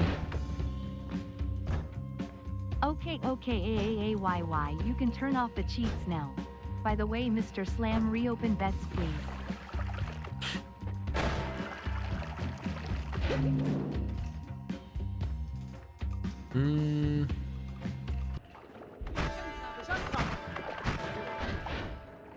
Let's jump into this mountain for a moment. Is this Big Steve? Is this Big Steve? No, it's little baby Steve. Some luminous timers, some drilling. We have a bingo? Where's the bingo? For Jack? Jack thinks he's worthy of a bingo? I call bullshit. I call bullshit. Sees a mimic? Nice. Kills his healer? True. Sweatshop. Damaged by a hiisi sniper. The hiisi sniper. I mean, I don't know about that one. No way Unk didn't get hit by a sniper. What? Who does he think he is? I'm him. You know this. Come on. Alright, Jack. Alright. Just because I have a hard time disproving you. Boom. There's your bingo master glasses. So again, this heart is really tempting to grab, but I have a setup for something amazing. I'm just kind of taking my sweet ass time on getting that something amazing going. We could, for fun, grab the trick greed stuff, but... Wand Experimenter. Nah, you'll see. There's Wand Experimenter is great, but there's a reason I'm passing up on it because our health is going to be, you know, it's going to scale up like crazy. And so I don't have to deal with that shit. Dude, what the hell is going on? We're just getting scammed. We're just spending so much money right now. Sure, we'll grab the faster movement. Why not? Fuck it, we'll just build it with this trigger. Okay, so double trigger into a Tau. We need to spend all the Yiplicates real quick. Okay, Yiplicate spent. Need to spend all of the Freezing Gaze. Actually, I don't think I'm going to end up using the Freezing Gaze stuff. We may. Well, I don't know. We'll see. Tau casts a copy of Freezing Gaze. And casts a copy of the Yiplicate spell. And the Yiplicate will Yiplicate the Matosade. And we should be in business. Let's see. Oh, I have enough mana for it to actually work? Wait, hold up. Do I? Oh, shit, I do. Fuck. Hold on. Too much. Our wand is too good. That's a rare thing. We need a... what do we need it to be under? Let's say like somewhere around... Going to have kids? Infertile? Question mark. 450. Did you ask if I was infertile? Not to my knowledge. I have never been tested. Actually, this one does work in that case then, doesn't it? I think that one works. Alright, let's test this one out now. What in the hell? We have 450. It's 480. Shouldn't I have to expend... Oh, wait. Yeah, shouldn't that still not have enough mana? It's completed the payload. We just have too much mana. Need lower than that, then. Old man, I'm pretty sure this should be this cast twice. That's 450. Yes. Then the Yiplicate, we don't look at the mana on that. Then we look at the mana on the Tau, which is 90. 90. So that should already be over 500. Let me glance around in here. It would be better if we got a different placate than the one that we have right now. This placate is a bit difficult to work with. The larger placates are a bit easier. You don't really have to do much math because it's just like, hey, it's a big number, so don't worry about it. Oh, shit. Add mana. Throw it on there for now. I'll hold on to that for a moment. Should I just do that?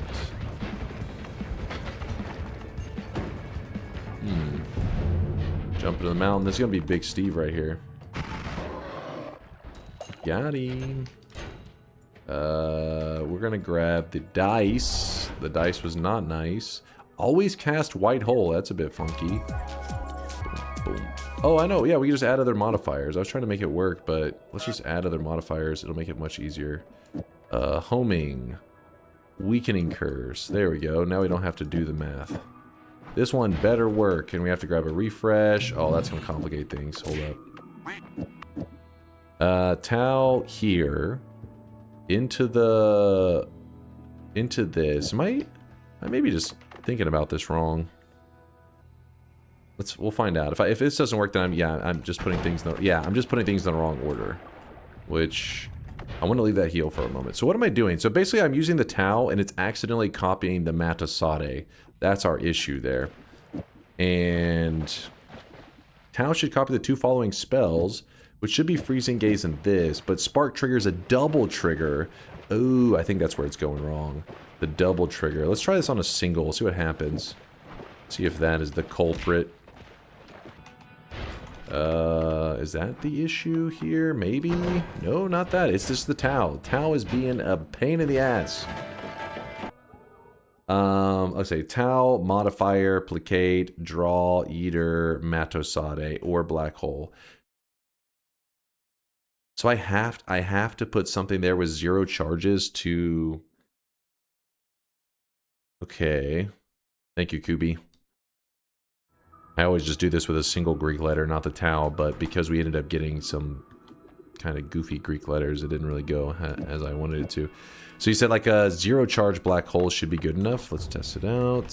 Oh fuck, we used up both of our charges of you're saying like that?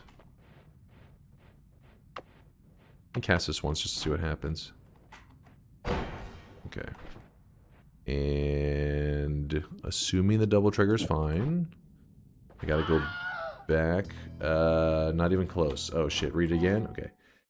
Tau modifier, placate. Oh, modifier. Modifier? Like, I don't want to put, I'm scared to put some stuff on there. I don't want to accidentally hurt myself. Light is a good modifier. Placate. And then, Tau modifier, placate, draw eater, Matosade. Ooh, what exactly, draw eater? Does that count as a draw eater? Or does it have to be something with charges? It can be any projectile, so this is fine. The 0 charge freezing gaze could work. Oh.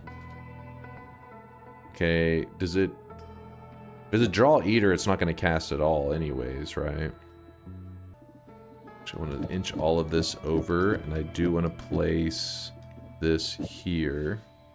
So now mana issues. I actually am going to have mana issues. I shouldn't have all of that there. I knew my math wasn't off on that. That's okay. Maybe we leave one of them just in case the math is a little bit off. Oh, it will cast? Okay, so then I do want that one there. Sweet. Or it will try to cast. I'll try different ways. I'll try both ways. Now, black hole, go back. And run on down to hell. No bad guys, no bad guys. Hopefully no swappers into polymages. That would be not good. Oh, I forgot to... Wait, what? My telewand was kind of weird there for a second. Run over here. Smack this dude in the face. Actually, what do we have at the... What is this? What's here? Oh. Nothing that I want. Actually, you know what? We grab Never Skip Leg Day. That can be kind of funny when stacking it. Ooh, Reduce, also pretty cool. Alright. So, are you saying that this should be all good? Like there was something else that I had there. What else did I put there? Oh yeah, we gotta refresh the Matosade. Bloop. Chewed it to try it, and we're about to. Okay, at the very least, we didn't just spam everything. So mana shortage, I think, is our issue now. Yeah, there we go.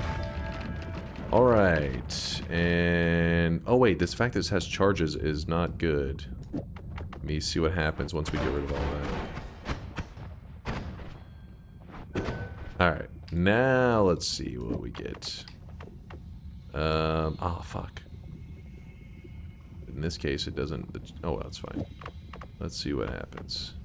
Oh, I really wish for you a guys moment. could see this guy right now. He is drenched in sweat. Okay.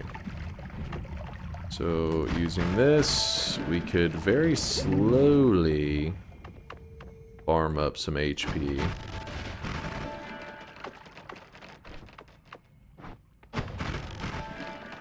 The issue is, I would like some kind of freeze melee setup. So that we can just cast, get heart, cast, get heart. So we need a tentacle timer of some kind.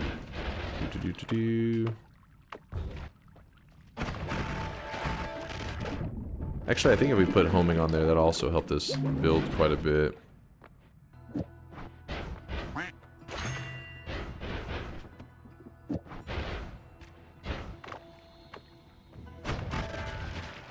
Okay.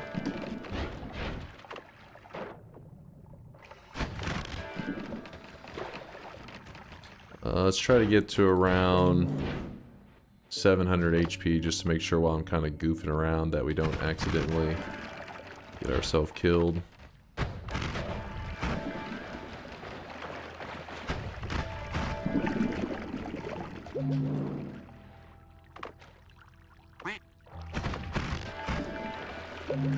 There we go. Grab that. Alright, our health is in a good place. That'll keep us going for a bit. Reduce Well, I wish you lifetime. guys could see this guy right now. He is drenched in sweat.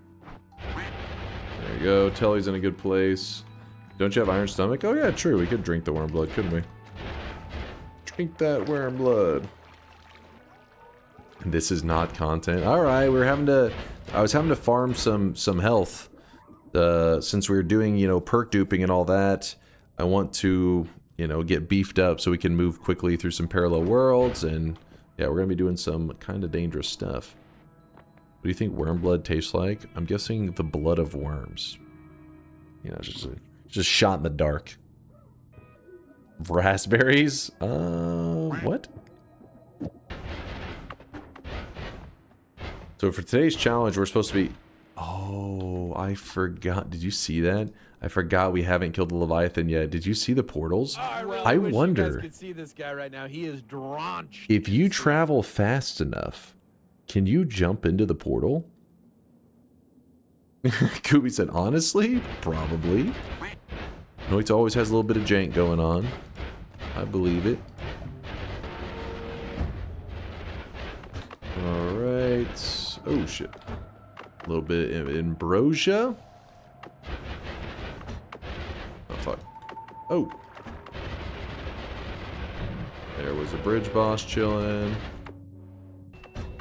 Alright, we're in a parallel world for the first time on this file. It's a fresh file. Let's see what the... You know what? We're just going to grab Trick Greed, because I'm probably wasted too many rerolls as it is. Remember, we cannot be taking the portals, because in parallel worlds, it'll send us back to the main world.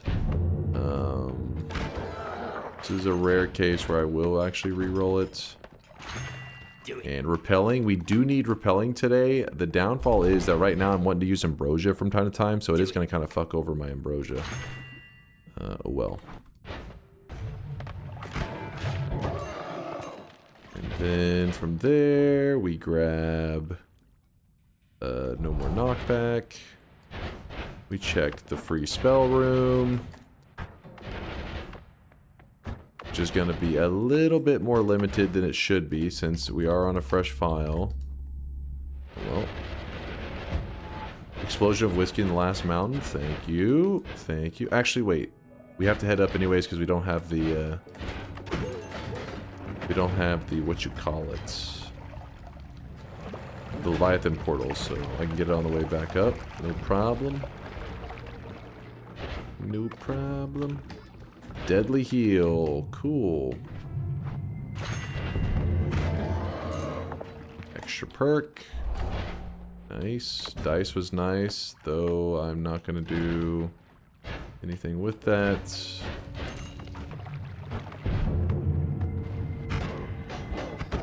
Damn it. So today's challenge is based around stainless armor, the melee immunity. Hopefully the dice is nice. It was nice. Thank you, dice. Thank you. You're a true hero. The Lua component for the portal room executes every 50 frames. So maybe. Oh yeah, Indoor Cat says, I just checked. You can enter the portals if you're fast enough. Really gotta be moving. Schmoving.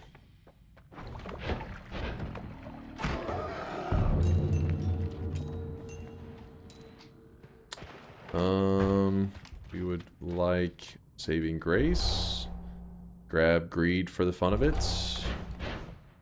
because it'll make us crazy rich with what we're going to be doing here in just a bit. Is reduced lifetime faster than Telly Nala? Yes, reduced lifetime is the fastest in the game, I believe, unless you're considering like parallel world Telly ones or some shit like that. Nala is 2 frames, reduced lifetime is 1, something like that. I can't remember, is it 4 to 2, 2 to 1? Yeah, it's something like that. The reduced lifetime is supposed to be like half the frames. Noita tooltips are peak. They just straight up lie sometimes. They do. They actually do. Where's this whiskey? It's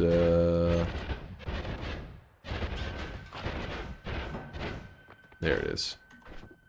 And we'll drop that for the whiskey.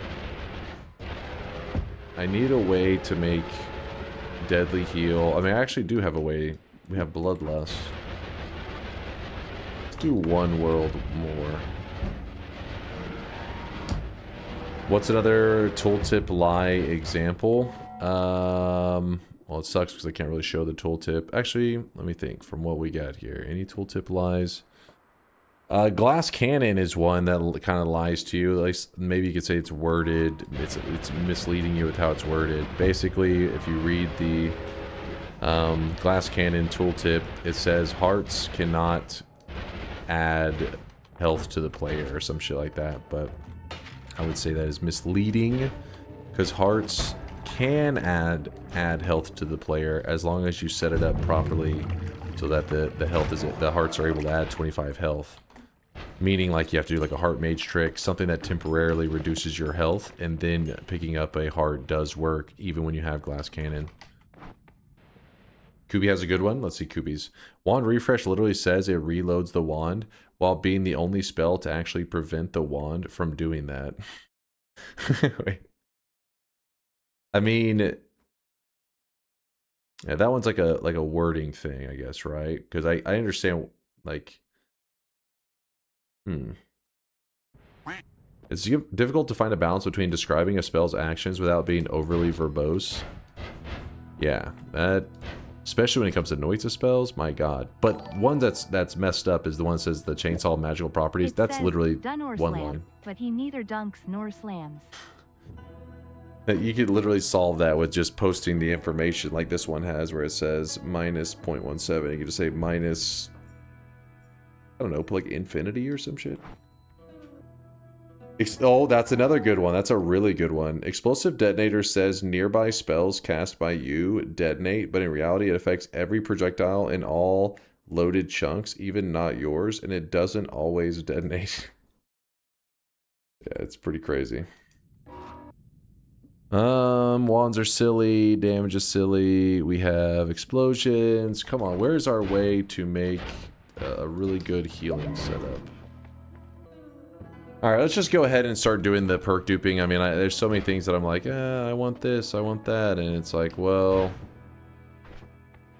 Maybe we just say screw it, and just... start doing stuff. Alrighty. So we're going to turn this into some kind of heal wand, but to do that, we're going to need to kill another alchemist. Or go to buy it from like heaven or hell or some crap, but I think we could just go kill another alchemist and we'll be happy. Remember, it can't be one of the overworld alchemists like these guys. Where is it? This guy? Because this guy, he's like an overworld ghost version of the alchemist. He doesn't actually drop any Greek letters. So you just kill him and it's like, oh, he dropped nothing. So if you want to go kill a parallel world alchemist, you need to go where the alchemist should normally be. Which is sometimes a little tricky to find because the parallel worlds can be weird like that. And then we say, hello, alchemist, how are you? Hello, friend. And he dropped an alpha. Cool. Alpha. Deadly heal. Oh, fuck, I threw it on the ground.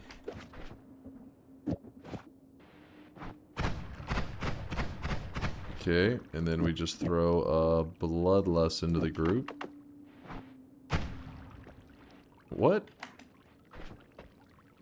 Am I crazy? What did I just do? Oh, I hit myself with a spitter, not the... I guess we'll just put that in there. It's no big deal. Not a biggie.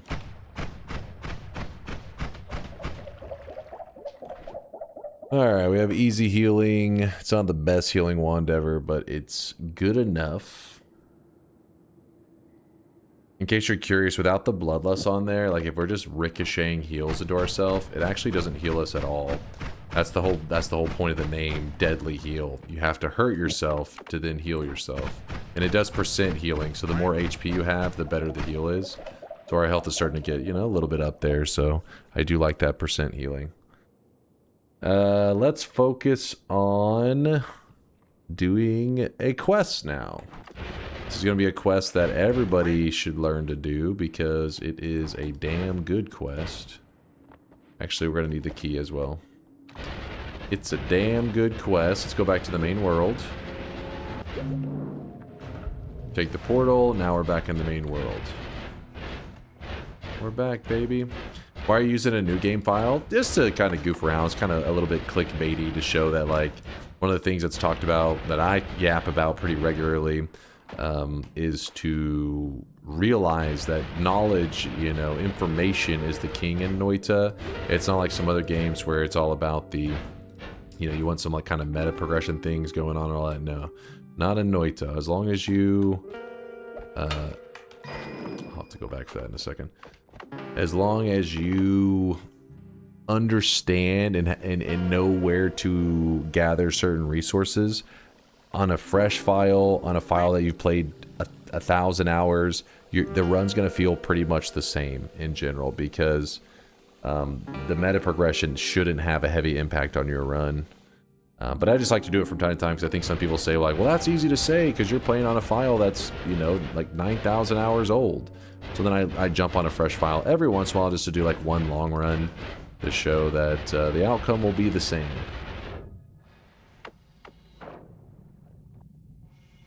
Let's get that.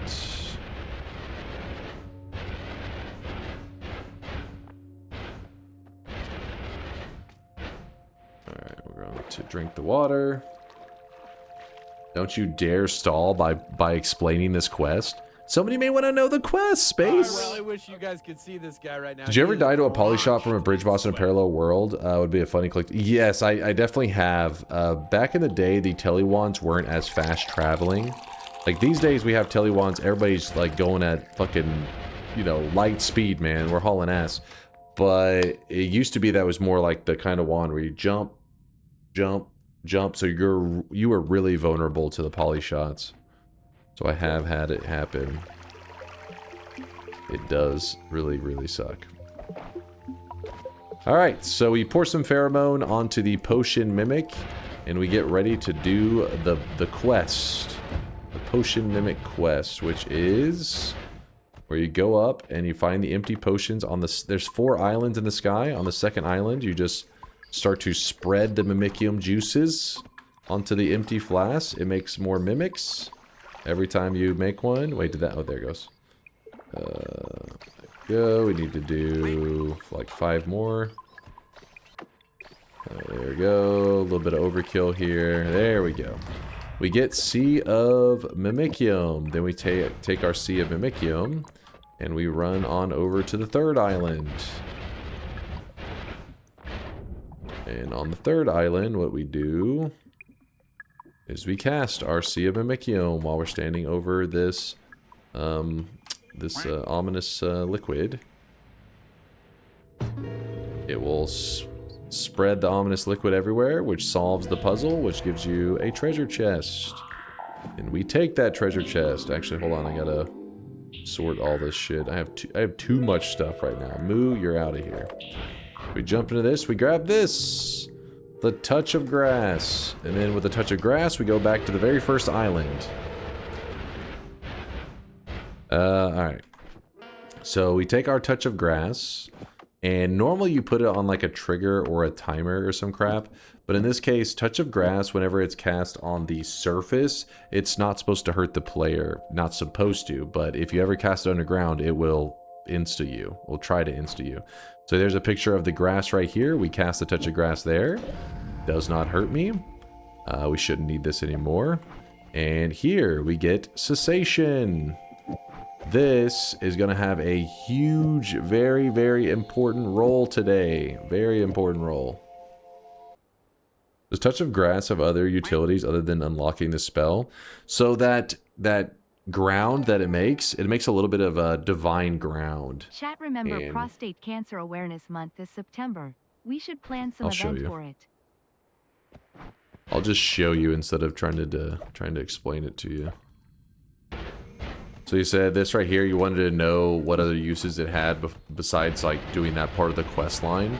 And since I'm on a fresh file, I actually don't have to Because normally if you've already unlocked the touch of, it's touch of urine, it's touch of piss, but it's in the game they call it touch of gold ? Which means it's like, is this gold? And it's no, it's pee. But it actually has something useful you can do with this touch of grass. So let's fly up here, and there is an outhouse. Again, if you've already destroyed this before and got the touch of gold ? Touch of urine, then you have to go get you have to do an extra step. And the extra step is you have to go get the poop stone. If you have the poop stone in your inventory, then it will drop what it's about to drop right now. So we destroy this. There we go.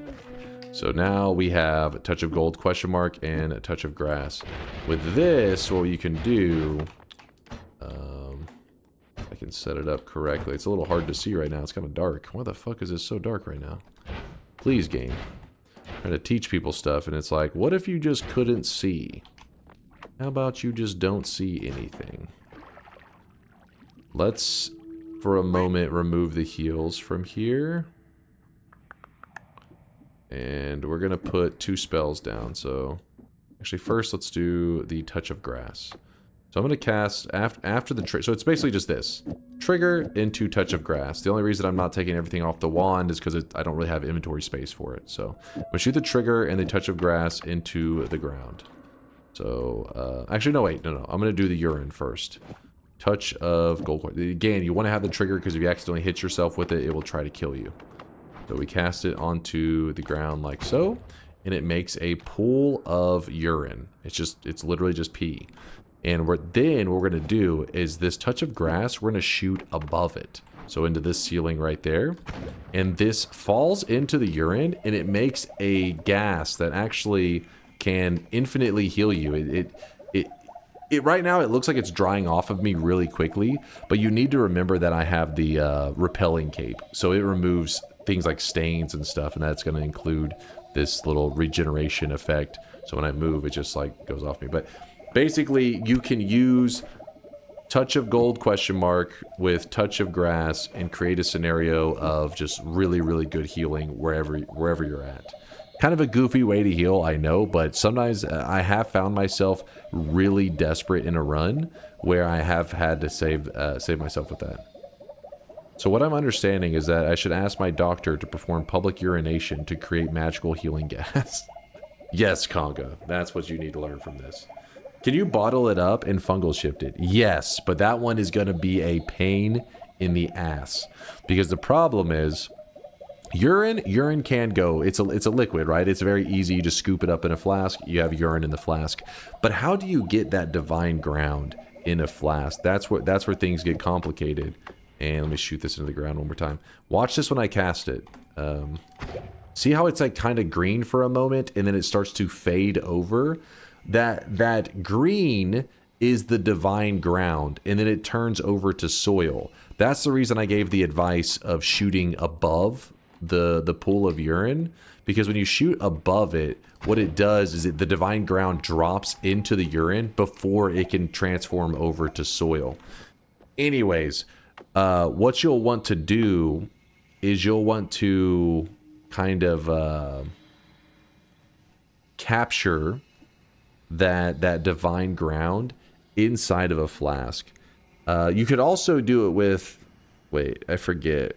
Was it grass? Hold on. I'm trying to remember why we did grass inside of a flask before. It's hard to remember.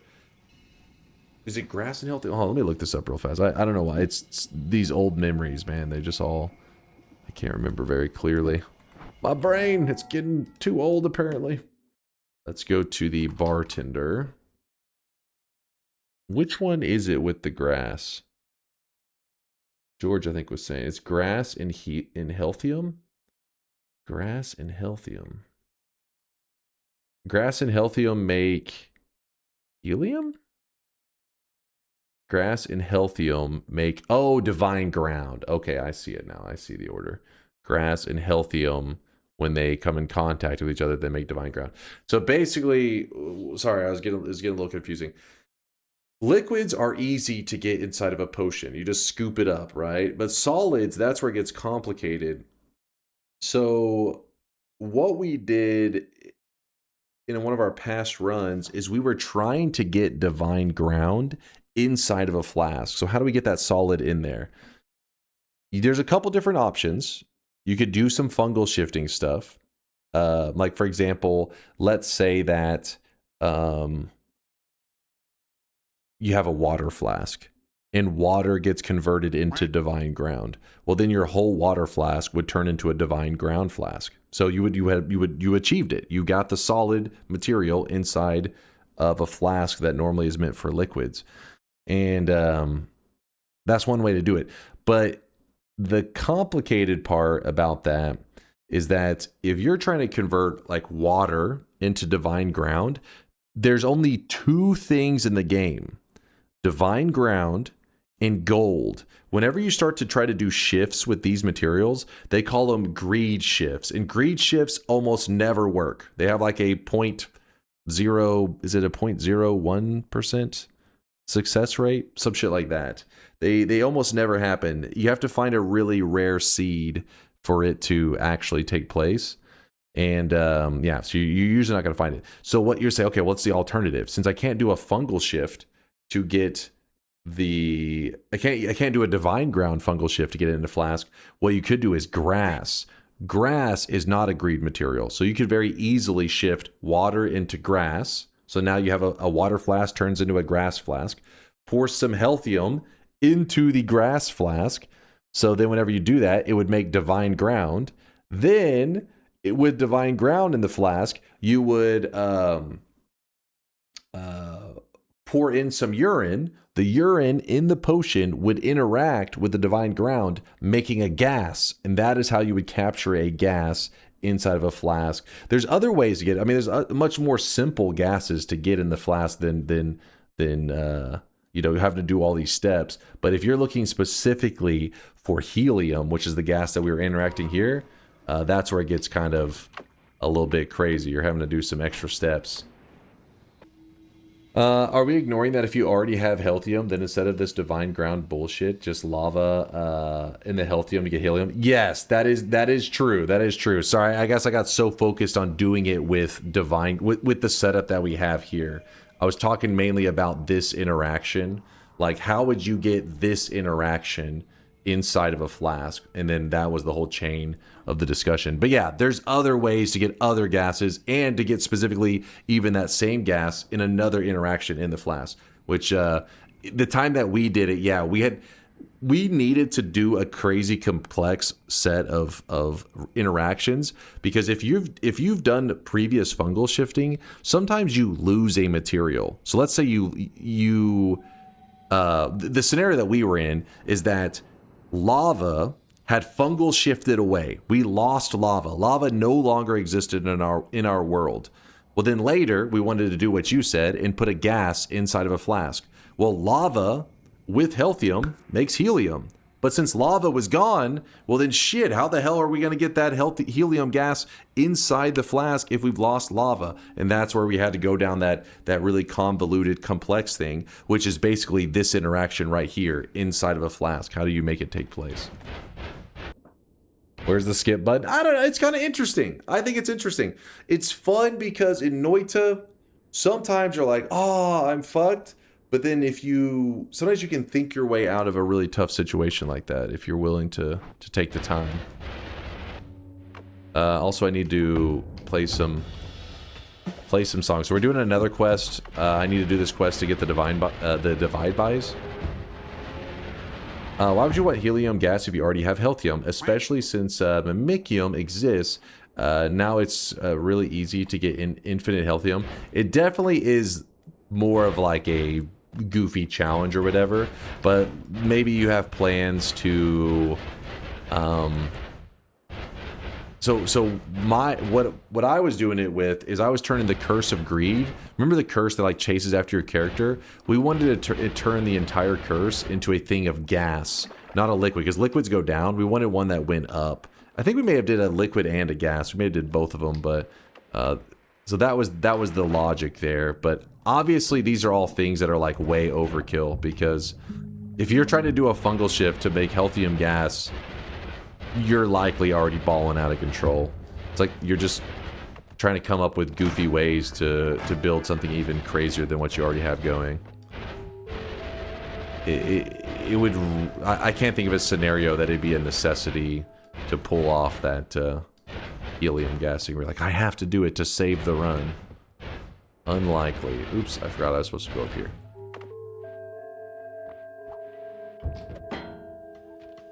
There we go, we played 3 songs for it.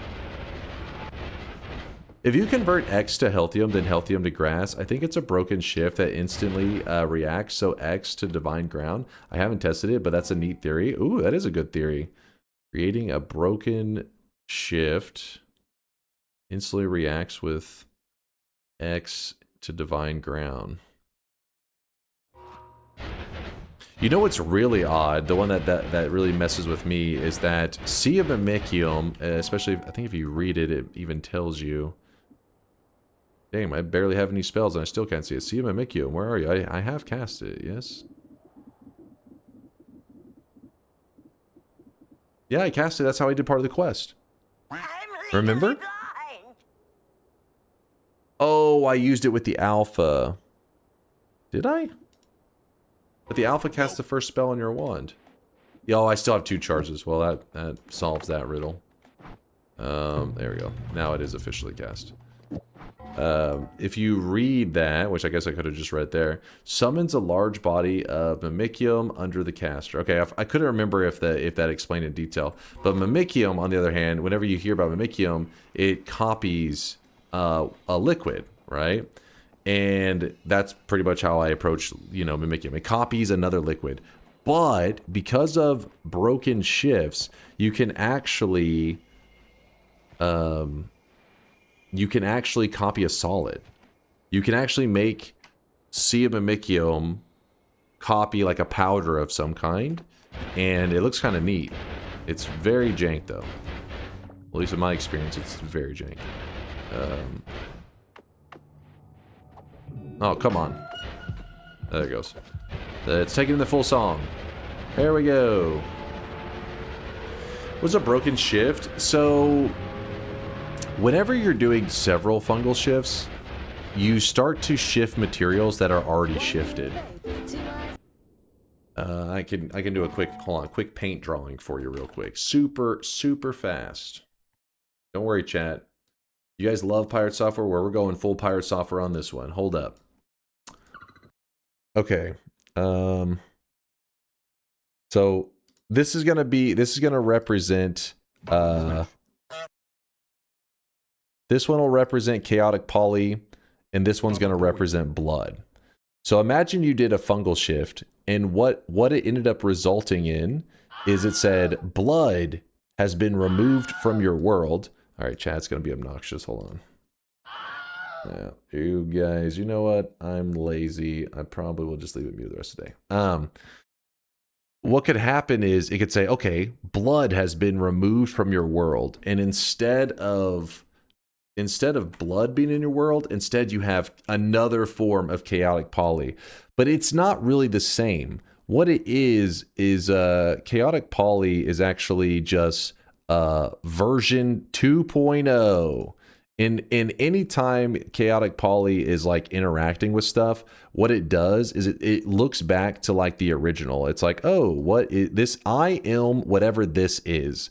So if this is the original version 1.0 and this one's 2.0, what happens if you shift the original? This is what can lead to broken shifts, because if you take the original and you say, oh, let's take the original, and we convert it over to like, what's something? Like toxic sludge. You had a material that was copying what the other one has gotten removed, right? So basically you're starting to layer your fungal shifts. The result is you actually, I don't really have a great example off the top of my head, but you can actually have materials that look one way, and if you drink it, acts one way, but if you touch it, acts another way. And so think of it as like a hybrid. you are taking materials and you're combining them. So in this scenario, you may have chaotic poly. This is not, by the way, this is not an exact broken shift. I'm just kind of making one up here, but just to get you the general idea. So in this scenario, you may see it in the world and you're like, oh, that's chaotic poly. And then you go to touch it and it ends up giving you like a toxic sludge stain or some shit. And you're like, what the fuck? Why is that chaotic poly giving me a toxic sludge stain? And then you go to drink some of the chaotic poly, and then it polys your character, and you're like, wait, it's not toxic sludge, it is chaotic poly. This is a broken shift. This is not an exact scenario that could happen. I have no idea on the exact scenarios, but the point is, it's a material that ends up resulting in being like a hybrid of multiple materials. It's fungal shifts of fungal shifts. The more fungal shifts you do, the more you'll see some results that can be really confusing. One that I do know is possible that I have seen is, let's say that this is water, right? I have seen water that looked like water, but whenever you came in contact with it, would actually polymorph your character. This is very dangerous because then a lot of the world is made of water. And you're not trained to be, when I see water, I don't naturally jump back with my character. I'm not like, oh shit. But because there was a fungal shift that took place where the original material, it would be, I guess the order would go like this. So we had water, so the original material was water, and then they fungal shifted and turned blood into water. So then you had two versions of water, but then the original water got shifted over to like polymorphine or some shit. In this case, I don't really have a light pink. Got shifted to polymorphine. So this resulted in actually no, this would be a bad example because it needs to be the original water. But point is, you can end up with a material that looked like water but was polymorphing your character to the touch. Some funky stuff. Hopefully, it gives you a general idea. Can you say I worked at Nala Games for 7 years?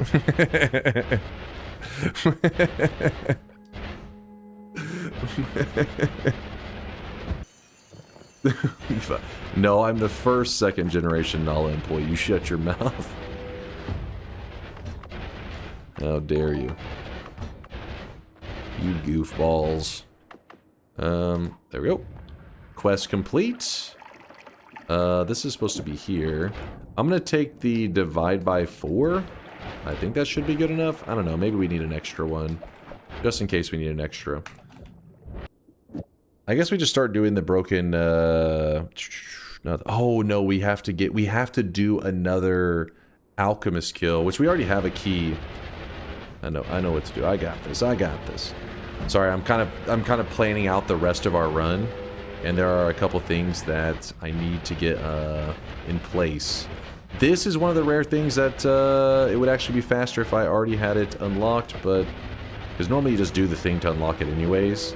In this case, it's gonna take a moment to do. Just set up. I think there was a key. Yep, there it is. So this key right here. So we just did one quest with the key, and that was the coral chest. Now we need to do the hell chest, and that's gonna involve playing some songs for it. In fact, I always forget what the songs are. So, do you play games when you don't stream? My favorite game to play off stream is Dota 2. I am a big multiplayer gamer. I've been playing Dota 2 since 2011.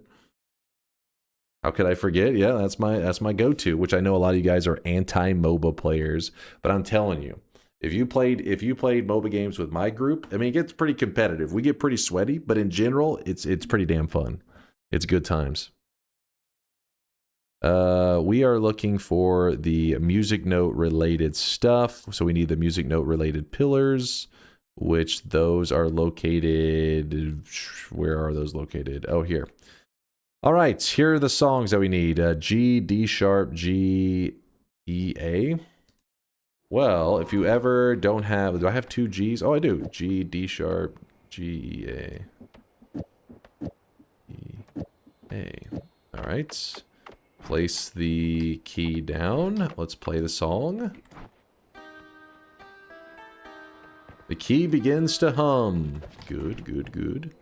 Then we can move these back. Okay. Then we travel... I think it's up from this thing, right? Maybe? I don't remember the exact spots. Come on, come on. Is it up from here? Oh, damn, way off. Oh, it's actually up from... Okay, that's that spot. Whoop. Noted. Remember that for the future.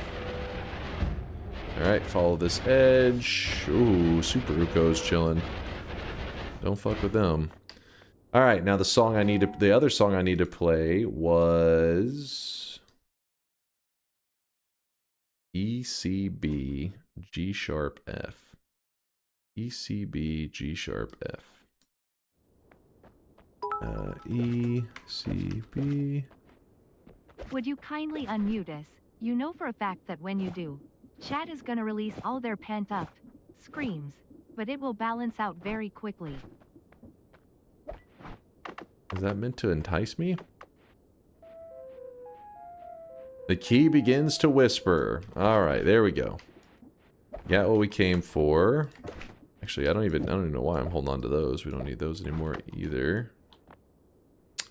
Since Bayhue asked, I can't say no to Bayhue. I can't say, I wish I could quit you, Bayhue. Alright, you're unmuted there. You're free, okay? You happy now? Alright, besides the chat screaming, what else is going on here? Alright, we need to turn in this key, and we're actually not set up in a way to dig through...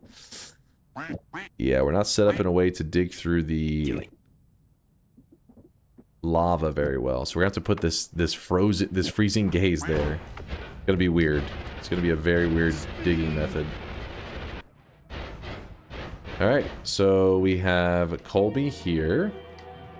And what we're gonna do, it's kind of a funny thing. We are going to put down a dormant crystal with a trigger. Oh, fuck.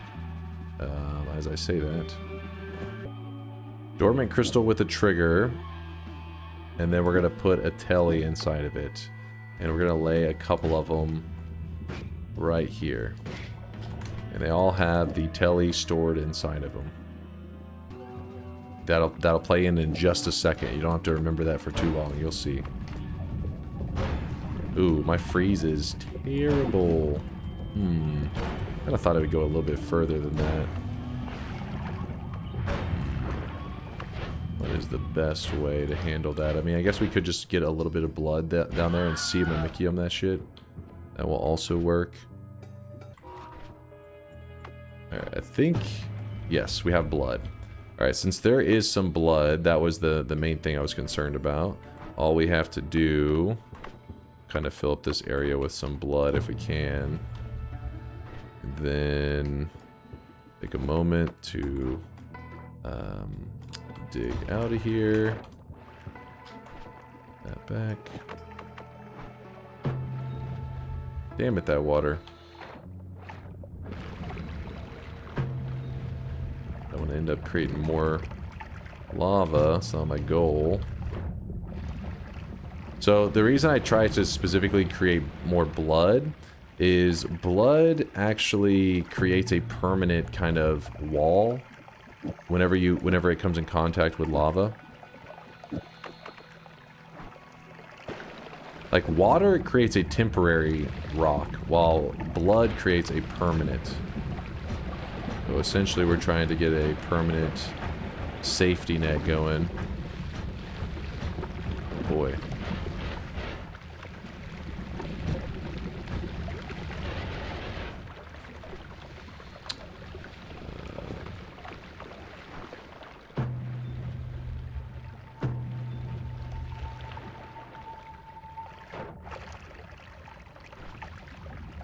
Wouldn't recommend using this digging method, but the reason I haven't looked into something better, is because I don't think we're going to need to go down here again. I don't think. So why worry about it?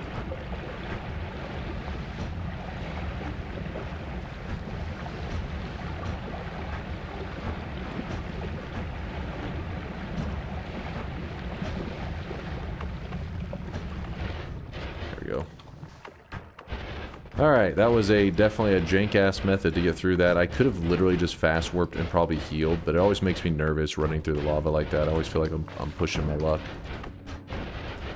There we go. And there's the chest. We throw this bad boy down there. Boom! And we are specifically looking for the Spells to Acid. Spells to Acid is going to be our best one. And you may be saying, well, you got to travel back up through all that, which wouldn't be that hard, but if you remember earlier, if you backtrack a little bit, you'll remember that we actually laid down some dormant crystals with teleport in it, yes? So if we just cast this by itself, it's fine, just chilling. Right there, it just teleported us right to Kolmi. That's because the Spells to Acid will kill every projectile that's loaded in, or tries to kill, yeah, it should be every projectile loaded in, and this results in it kicking out the spell that was inside of it. So the dormant crystal got turned into acid, which then led to the teleport shooting off, which then led to it dragging our player right over to Kolmi. And we're going to be using this quite a bit today. In fact, let me lay down some more of these. Oh, I forgot to do the on there. Just so it doesn't throw me too far. Should be good enough. Oh, you know what I need to test?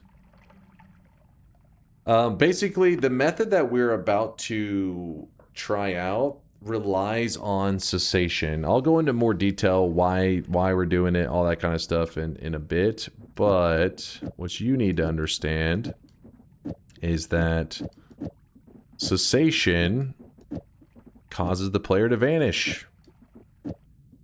So when I cast cessation like this, my player disappears for a moment and then returns. This, though, is kind of a big deal because whenever you disappear for a moment and you return, all of the past spells that you have cast, you no longer own those. So that crystal trigger I left on the ground with the teleport stored inside of it, I don't own it anymore. It's not my teleport. So if I was to cast the spells to acid like this, nothing happens. It does not bring me to that spot. It killed the crystals and it kicked off a teleport bolt, but I don't own that telebolt, so it's not mine. What I was going to do, though, is I wanted to do a quick test to see if I remember how we should set this up. Setup should be, I think, divide by 4 on increase lifetime on cessation, something like that. Would be good.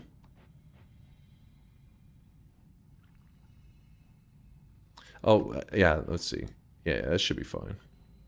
Guess it doesn't need to disappear for that long, but a good chunk is good.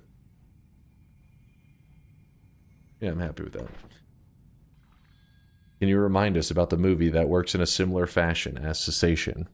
You're talking about the masterpiece. Fucking, why is my brain? The Prestige. Took me a moment. The masterpiece that is The Prestige.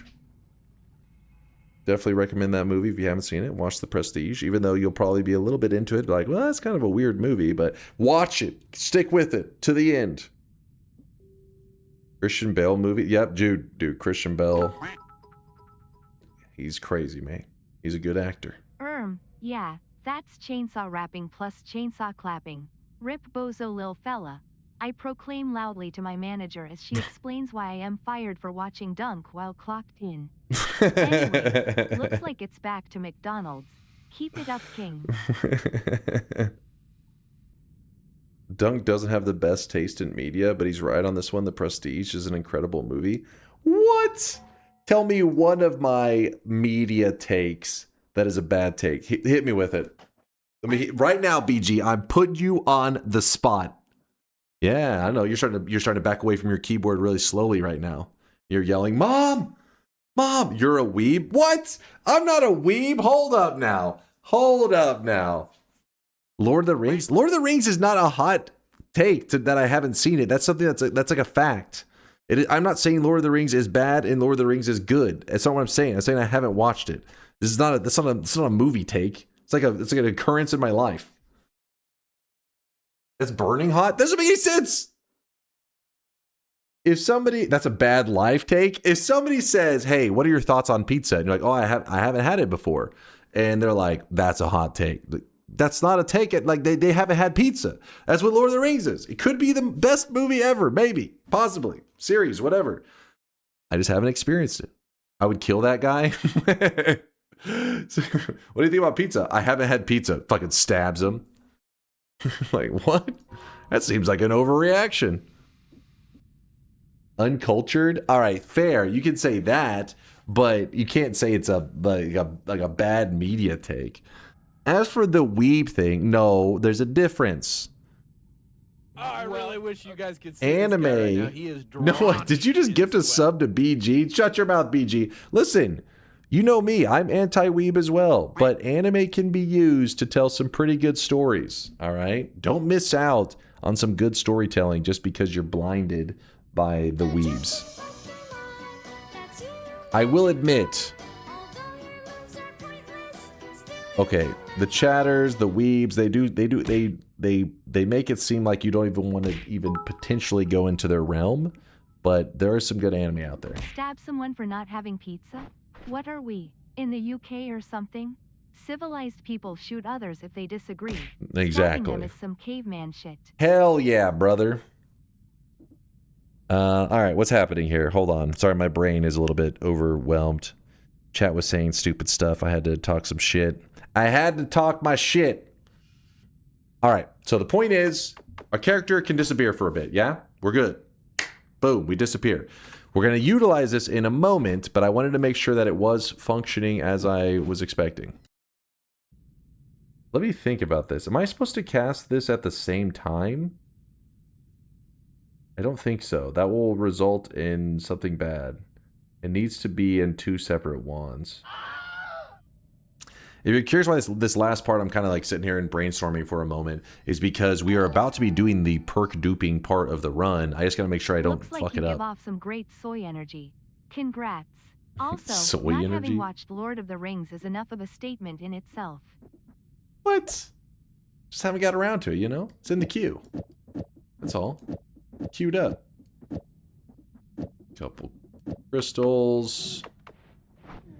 1, 2, 3. All right, that's good to go. We do not have to do this in the main world, but it will be super necessary to do in the parallel worlds. I'm going to do it even in the main world for testing purposes to make sure I know what I'm doing.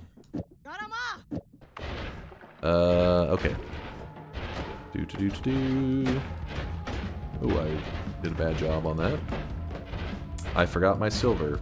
Somebody's probably screaming because of that. Alright, let me get this all set up. So this is the Perk Removal Altar.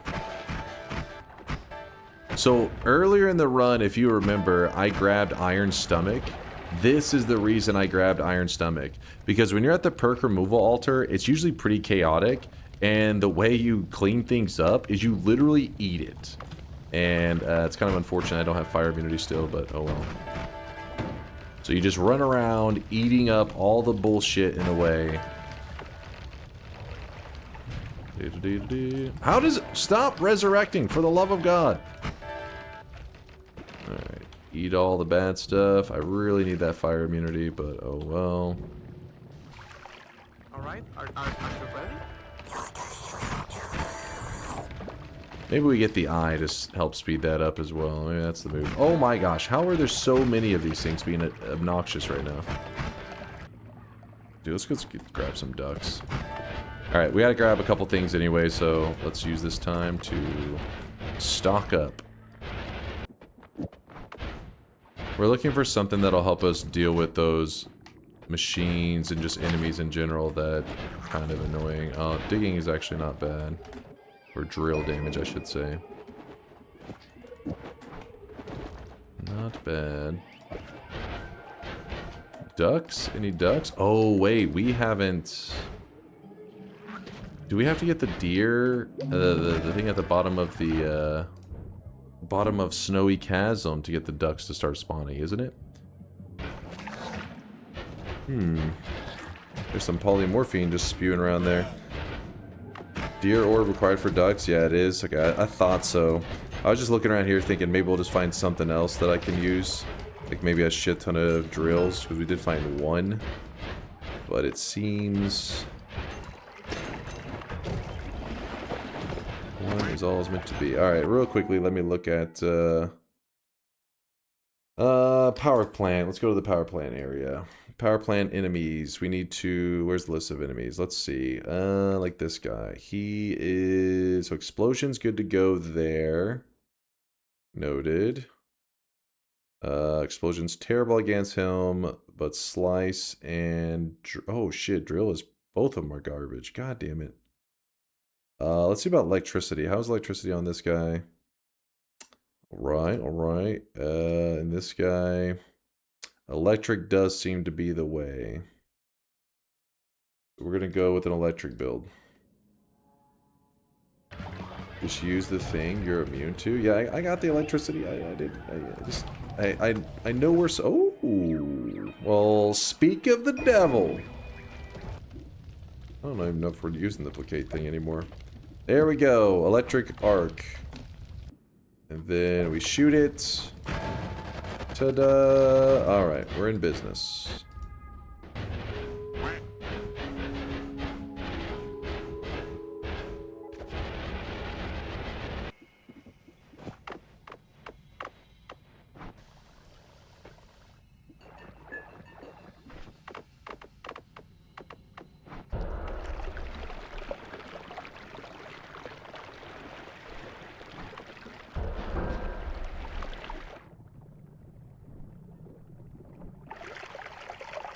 Go. Actually, wait. Blood is probably the one we should save for the end, maybe? I don't know. This. Swap that.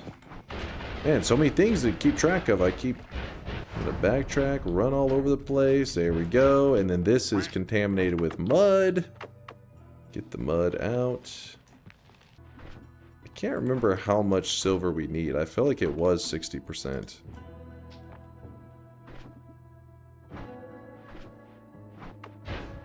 We'll see. Alright, now we're going to use the eye to do the cleaning that we originally were going to eat, but it didn't work out. The reason you have to clean this stuff up is because sometimes when these get contaminated, they cause the altar to not work. It's super annoying. Very, very annoying. You can see there's sand even dropping down. The altar needs purity, yep. Yeah, we may have to do some chaotic poly setup to farm more pure silver, possibly. Just have to wait and see. Okay. So let's check to make sure there's no contamination here. Looks pretty good. We're going to fill it up with silver. Hopefully nothing contaminates it.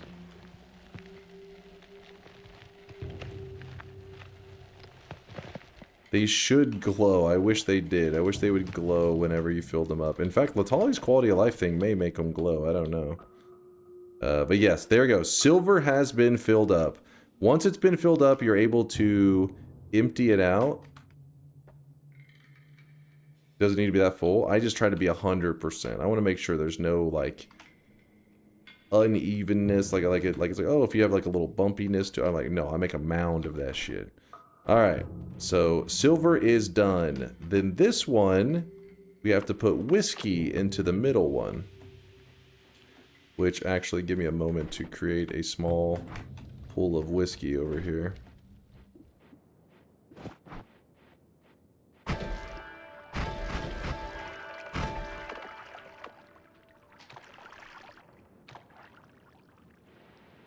Alright.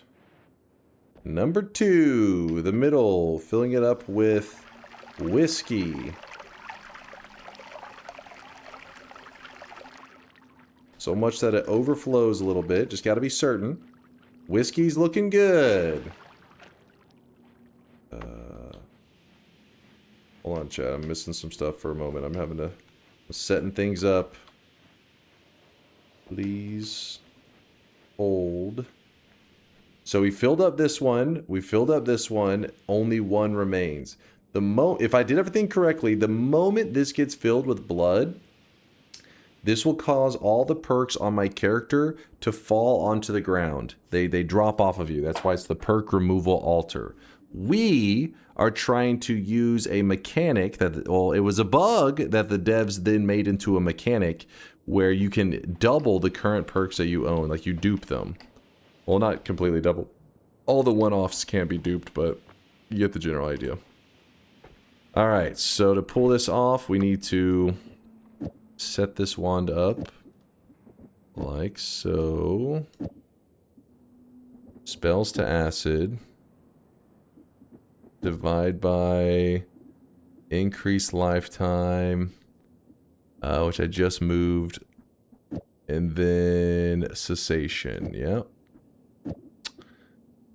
So then we cast the spells to acid. So what's going to happen here is I have to be in a situation where I know this is about to fill up with blood. And when it's about to fill up, I'm going to cast spells to acid. That will cause those crystals that I left behind to detonate, teleporting me back over to Kolmi. Then when that teleports me there, I need to then cast cessation. And I guess I'll go into more detail. Let's make sure it works first before I go doing it all, and then we can explain why we took the steps that we did. In fact, I don't even think we need this. All right. So the order is I throw this in the air. I cast this, then I cast this. Let's see if we have the order correct.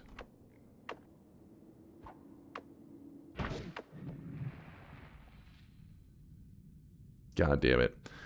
It didn't... I think it was because we did damage one of the altars, which is really unfortunate.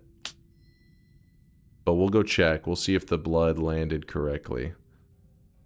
So what happened is one of the creatures, when it was moving around, damaged the altar. I don't know... wasn't this the main world? Yeah, we still are... You're still testing it. This is why we're testing right now. We'll probably just start to use the altars in the parallel worlds and just say that this altar, I don't trust it. What's it teleporting for?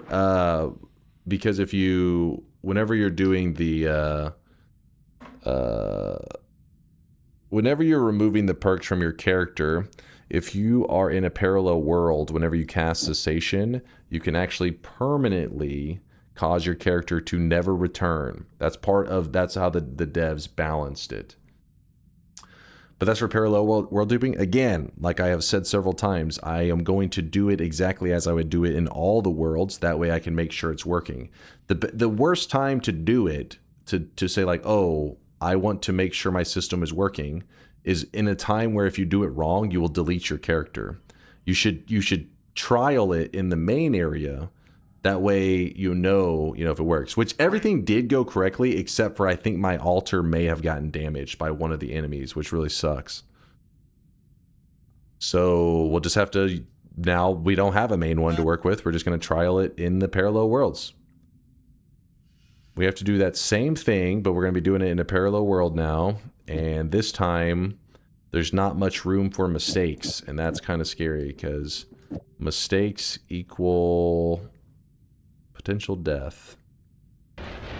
Alright, so in the main world, there's a little bit of room for error, like I was talking about with those guys. When we're trialing stuff in the main world, if something goes wrong, worst case, you just didn't dupe the perks or anything. That's what ended up happening in ours. We didn't get the dupe pulled off. We could head back down there and try to see if we could make it happen, but instead of just using the same spot over and over and not sure why it's not working, let's go to a fresh altar where I feel confident that we can get it functioning.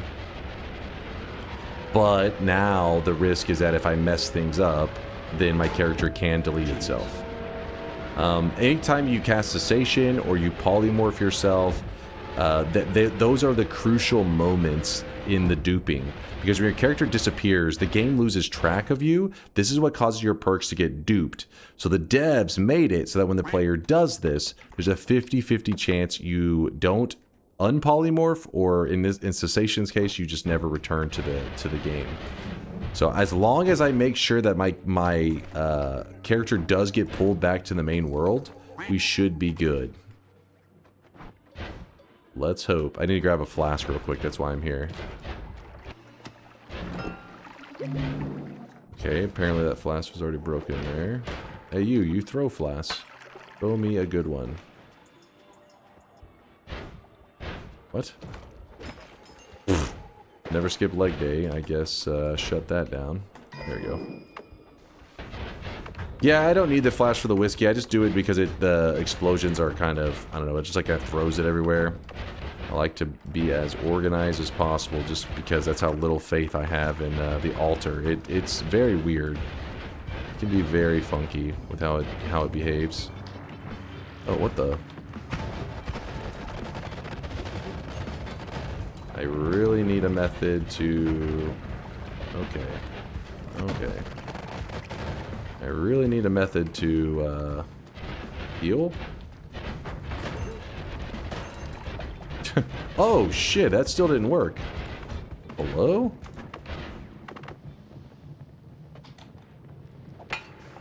Oh, my God.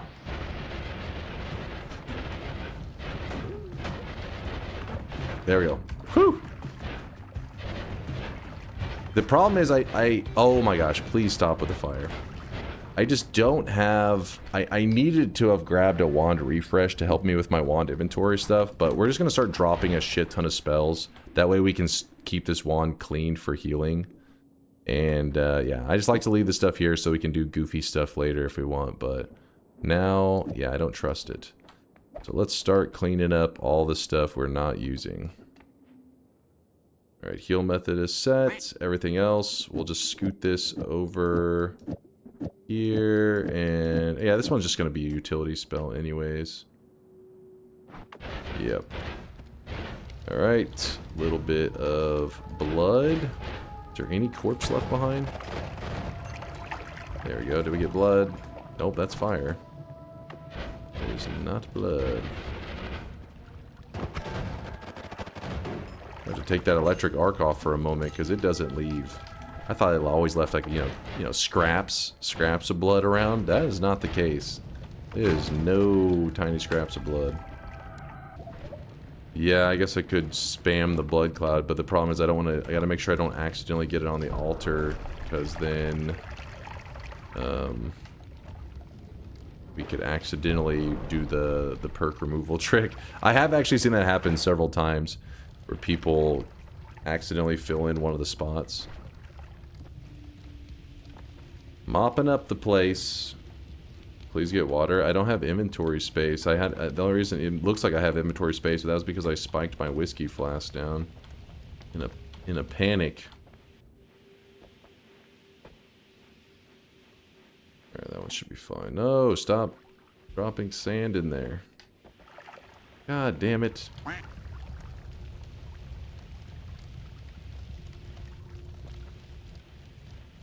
Probably smarter to go above the area and like kind of clear things out before each time, instead of just mopping it up ahead of time.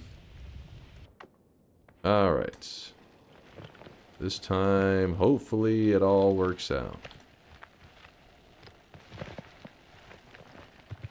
Whole mountain of it, remember. Whole mountain, there we go. There's no doubt. The silver was filled up. Alright, so what if we do this? Alright, that one also. No way that it wasn't filled up, right? No way. A little bit of fire in my blood flask. I'll clear that in a moment. What in the hell's going on right there? Okay, of course.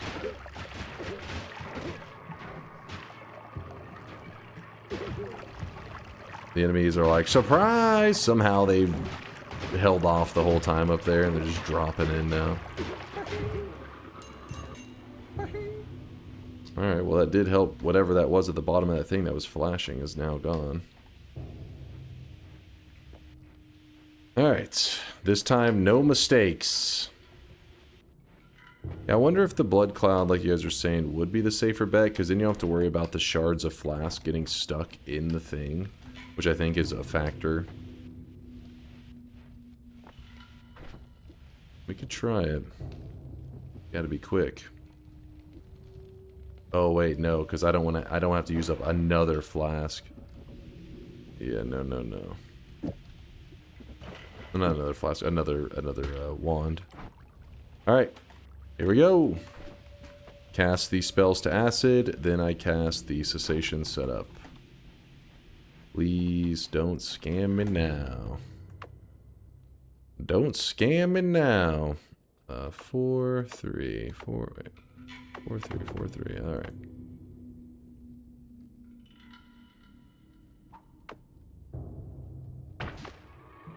There we go. There we go. Turn up dead soon. We did it! Son of a bitch did it! Woo! All right. Finally, got a little bit of dupe action going. We got to do a lot of duping now. And in fact, I need to go grab up some flasks. And maybe we'll even stop off and grab fire immunity, because that shit is getting... actually slowing things down quite a bit. First try, exactly. First try. Not using scroll wheel? Impossible. What? I don't use scroll wheel all the time. You guys are delusional.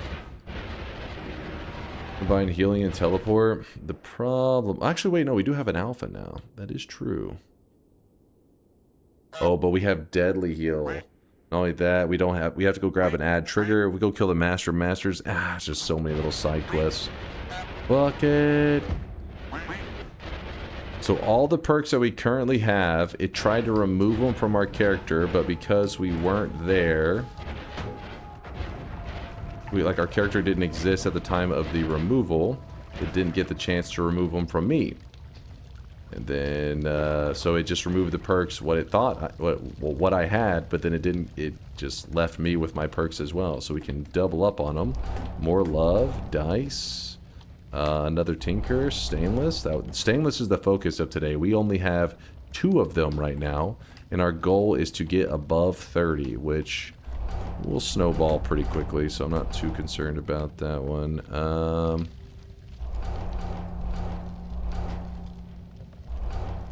Everything else, there's no benefits to stacking them. But we are looking good. Doubling makes it grow fast, yep. We'll go, so we went from 1 to 2, then 2 to 4, 4 to 8, 8 to 16. So we still have, so the next one will be 2 to 4, 4 to 8, 8 to 16. So we have to do 4 more dupes. So I got to come up with a fast way to do this. Got to get in like the kind of, what do you call it, rhythm. Getting the rhythm for it. And we're still not prepped to do the whole the next grouping of duping. What I'm doing is I'm trying to rush over here to look for a fire immunity perk. I'm taking like a break from the duping for just a moment to get fire immunity. It's slowing down the run so much. Constantly having to put out fires and all that crap. Kind of unlucky that we haven't seen it yet. But that happens. Dissolve powders actually is a good one for this. Because it doesn't dissolve powders does not dissolve silver, if I remember correctly, right? I'm not misremembering that. Approximately how long?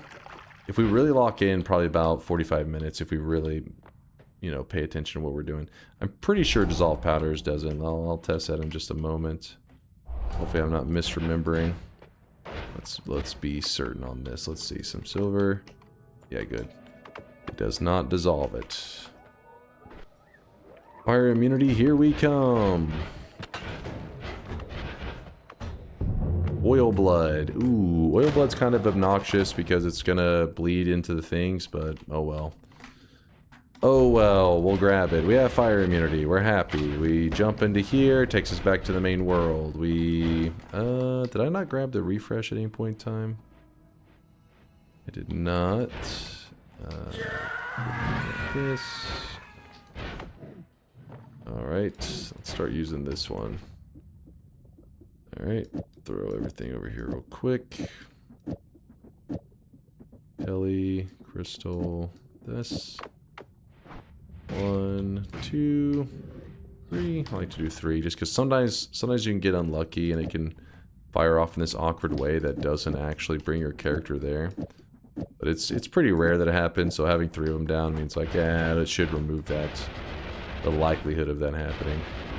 That's why you need to make sure before you cast Cessation, you do see it pull your character back to the main area. Don't cast Cessation if it doesn't pull you back. Too risky. And the good news is, after the next dupe that we do, we'll go from having 2 more loves to 4.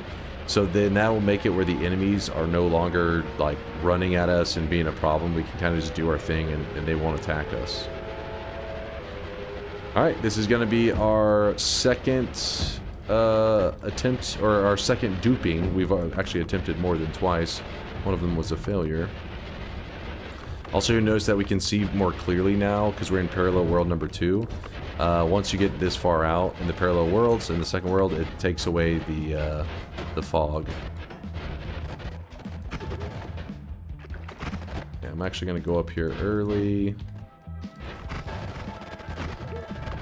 Starting shit with all the enemies up here. Fuck those guys. I don't care if it causes all this crap to pour in the arena, as long as it does it now and not later.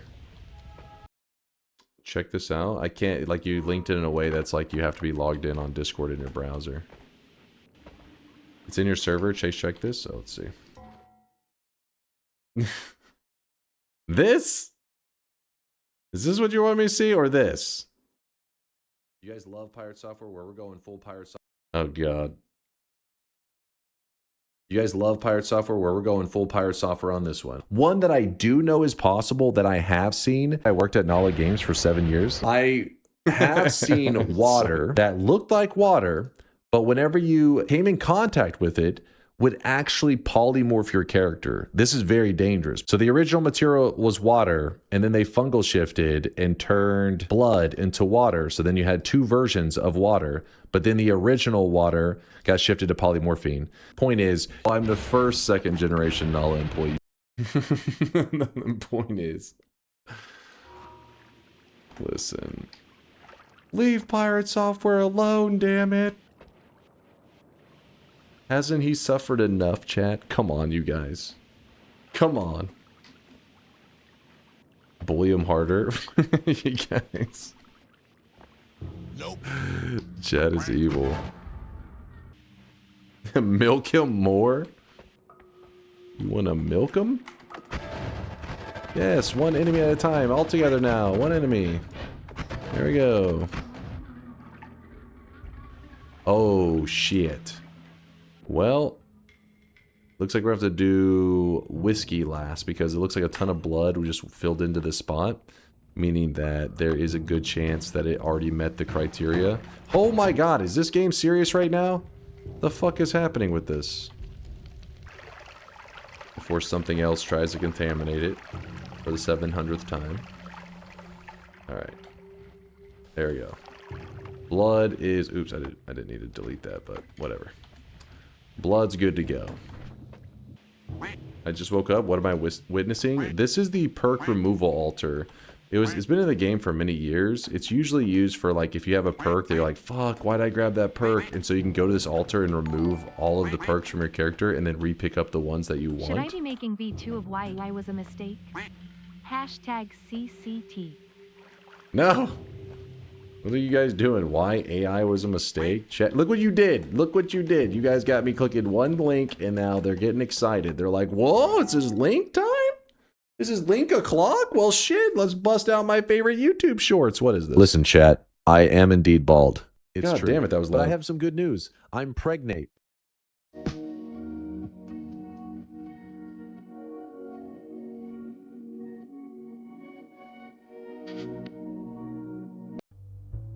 Degenerates like you belong on a cross.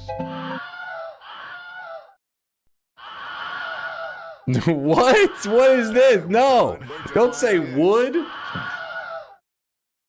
Get the fuck out of here.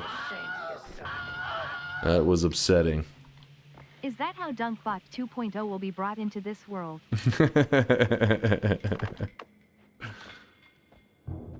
Smash? When a mommy programmer and a daddy programmer love each other very much, a DunkBot 2.0 is born. Alright, hold on. Here we go. We're gonna get the silver. Oh, come on, before the ceiling collapses in. You gotta hurry. Work with me, game. Here we go. More than enough. More than enough. An abundance of silver. Alright, so we filled up the blood. We filled up the silver. And all we got left is the whiskey. In fact, I always bring out the pouch and kind of dance around in here for a moment to make sure there's no stray pixels that I can't see. Whiskey is 100% full, so that means it's time to get everything in its place. Why is that being annoying? Alright. Spells to acid. That's in place.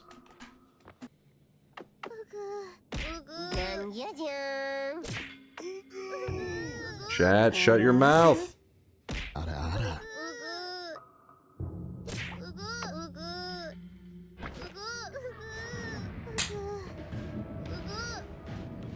There we go.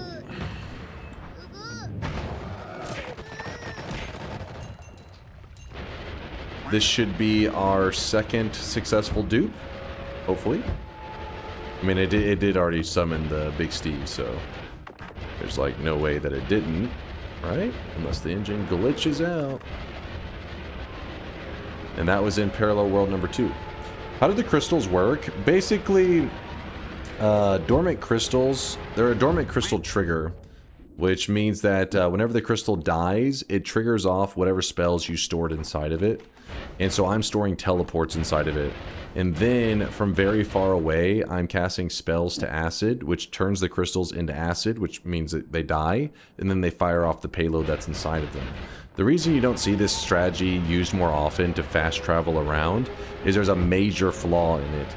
And the flaw is that the crystal has to be loaded in. Well, most of the time, the way the game works is it's trying to be efficient. It doesn't want to have your entire world loaded at once. This would be a lag fest. The more of the area that's loaded in, the laggier the game is going to run. So the devs, trying to be efficient, made it where there's only a little bit of zone around the character loaded in. Just a little bit off screen. That's the only area that's loaded in. Everything else is kind of frozen in time. Well, the crystal, the reason that crystal is still functioning, even though it should be way outside my loading range, is that I'm actually laying it next to Kolmi. Kolmi, when you walk near him and you load him in, he actually stays loaded in. The area around him stays loaded in. So it's like you pretty much have a miniature loaded in zone that's permanently loaded, and the only way it goes unloaded is if you close your game and reopen. Well, then Kolmi's not loaded. You have to go near him again to load him in. And this can kind of be weird, I know, but that's also part of the reason that whenever people are saying, hey, my game's lagging, do you have any suggestions? It's like the classic, oh, have you tried turning it on and off again? The reason that actually is like a really important one with Noita is you may have loaded in some spots like Kolmi, and you may have a lot, like imagine near Kolmi that we have like, I don't know, lava flowing and just some kind of crazy reactions going on. Well, then when I walk away from Kolmi, those reactions are still happening.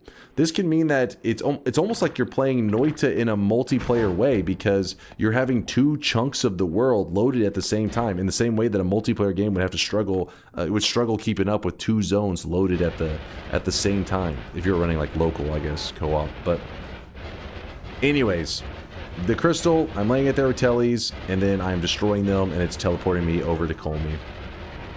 Not too many spots that you could use the crystals, that method with the crystals. And no, we don't want to do a mod restart, because our crystals with the triggers and everything in them would lose their owner. We don't want to risk that. There we go. Look at this. Another successful dupe. And we're going to grab both of the more loves. Oops, I grabbed something below it. The fact that we have grabbed... Oh my god, I'm grabbing everything else but the stuff I want. Now we have grabbed so many more loves, which is 4. It means that enemies will not be aggressive to us anymore.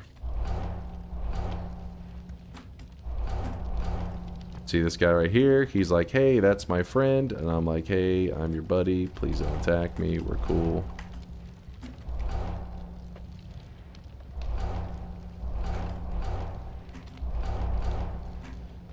There's the stainless armor. Did I get... Where's my stainless armor? There's 4 total. The fact that I'm starting to stack my never skip leg day is pretty cool as well, because it means when I kick enemies, the damage is going to keep scaling up. Now, right now, it's not that crazy, but you'll see that when I kick, they do go pretty far. By the end of this, it should be the point where I can walk up to an enemy and kick them, and their body will just explode like that every time I kick. The reason I'm not grabbing more acceleration, I mean, I guess I can grab 1 more, maybe. You get too many accelerations, it starts to get hard to control. Maybe kill Kolmi with a kick at the end? Yeah, we could do that. Can you send enemies to parallel worlds with the very strong legs? No, sadly, like once you would kick off, once they get like off your screen, they'd pretty much just unload after a moment. So whenever I'm moving around now, you'll start to notice that I'm less annoyed with the bad guys. That's all of those more loves that I grabbed, doing their job, keeping me safe.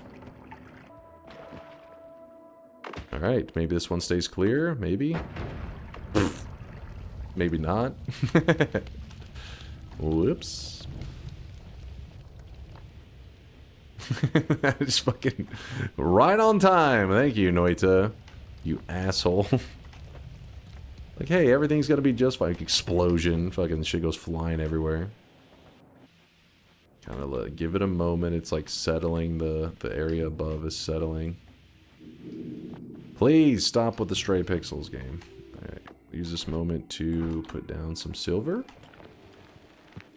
No, I just threw some of the... Okay, hold on. I'm sloshing it everywhere. Dude, the movement is so high right now. That's why it's kind of flinging it everywhere.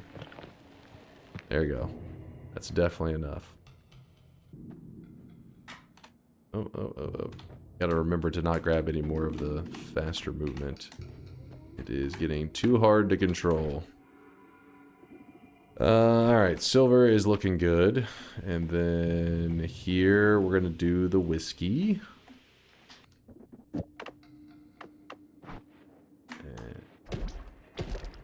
As you can see, should be more than enough whiskey. Only there was a way to get rid of the faster movement. Yeah, but then I'd have to do a nullifying altar and not like intentionally remove it off of me, and it's not that big of a deal. But it could become a big deal if I keep grabbing more of them, I guess is what I'm saying. 100% blood. Yeah, pure blood. Alright, everything else should be good. Hopefully no contamination. This gets moved here. Move this up again. Doesn't matter. Alright. Line up the throw. For 3.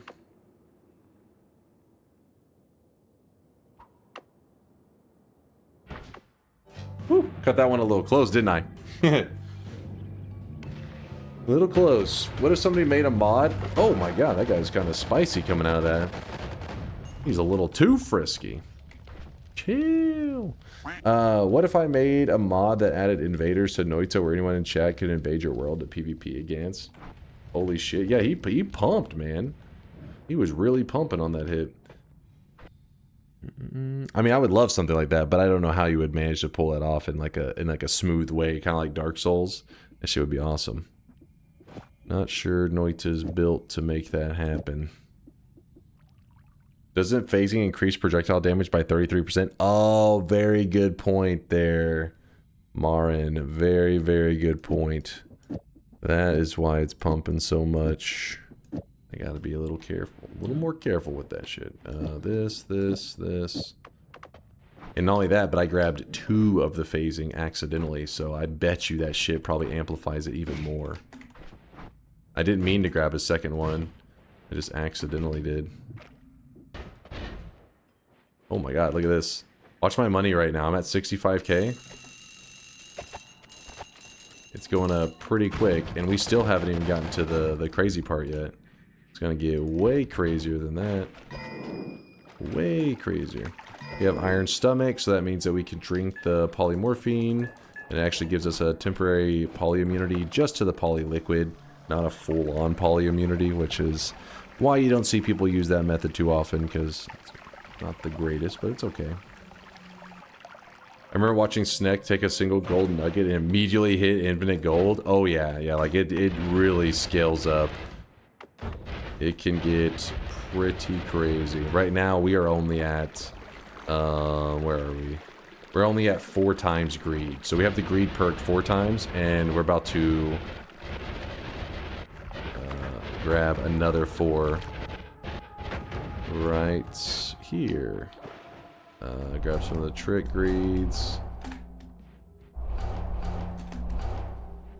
Ah, fuck. Faster movement just made me grab a faster movement perk. I'm getting faster. Fucking faster movement, man. It's impossible! I may have to legitimately use one of them to... Did I just grab another one? Oh no, stainless armor, I think. Hopefully.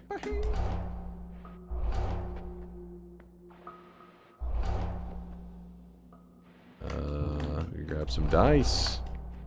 The dice is nice. And nothing else over here that we want. There's a trick greed, but I'm too scared. Some more loves, why not? Alright, try out our kicking method. Let's see. Alright, it's okay. Getting there.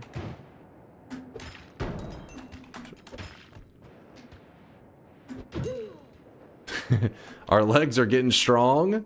Our stainless armors are at... Where are our stainless? We're at 8. Just making sure I didn't miss any. And, yeah. We're slowly rising up. Let's see a nugget it right here. We're at 198k. 255k. Yeah, we still got some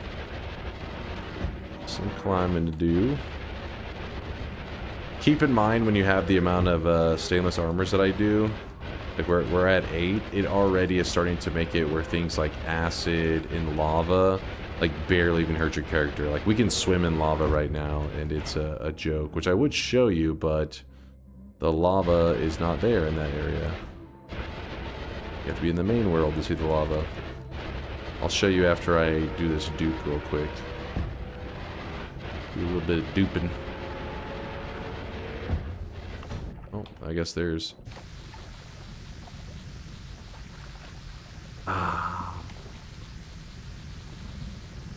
Dunk, can you please explain in 30 seconds how the dupe works? It's actually really simple. Think of it like this. There's the Perk Removal Altar that says, hey, remove all the perks from the player. And whenever it goes to remove the perks from the player, you just make sure the player's not there. You poly yourself into a sheep, or you cast Cessation. Just make sure you're not present. What happens is, perks get placed on the ground, perks don't get removed from the player. So you duped them. Actually, under 30 seconds. But did it make sense? That's the problem. I don't know if it made much sense. Alright. Oh, I forgot to cast some of the blood and stuff. Blood. Farming a little bit of blood. One altar, one-time use? Yes, every altar is only allowed to be used once. At least that's as far as we have ever found. I mean, there may be some ways you could like dupe the altar and then get multiple uses, something funky like that. But normally, traditionally, yeah, it's only one per. All right.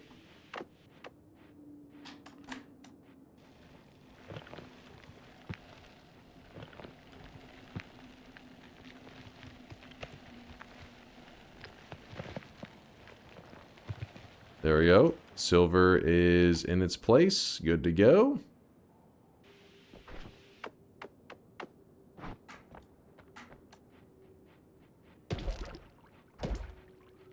Whiskey should be complete as well. 2 down. Now everything situated here. That goes there. Every time we have to get everything positioned.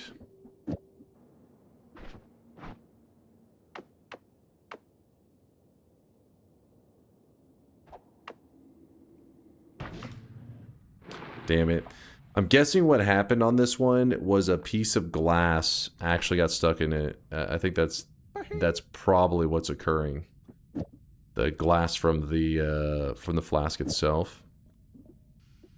Too early? You think so? We'll find out if it was too early.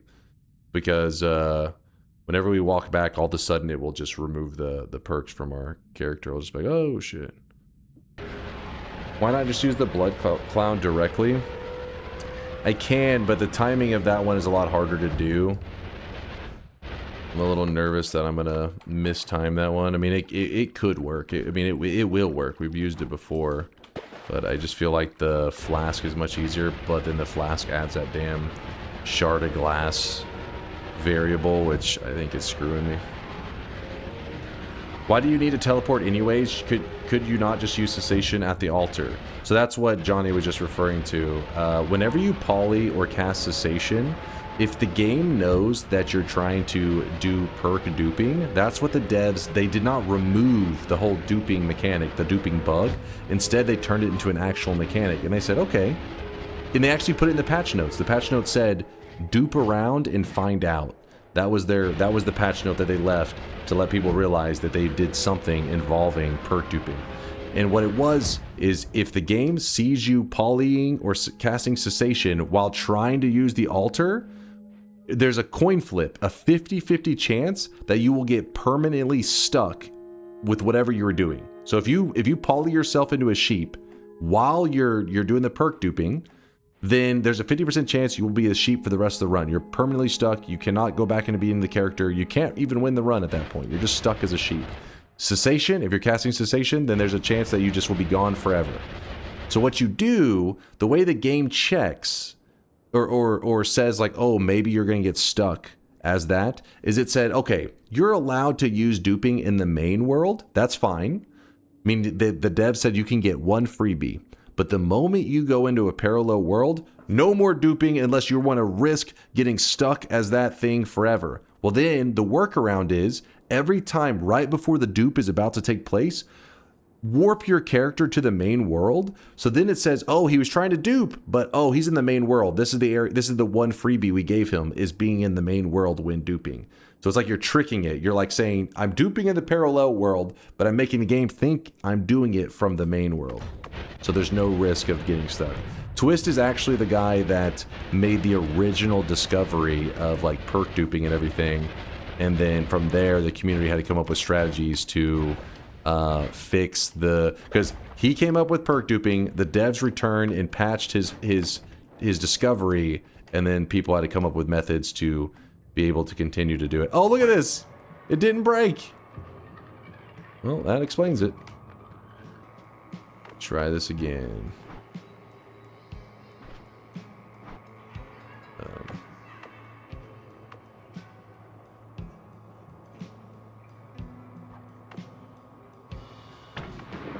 There we go.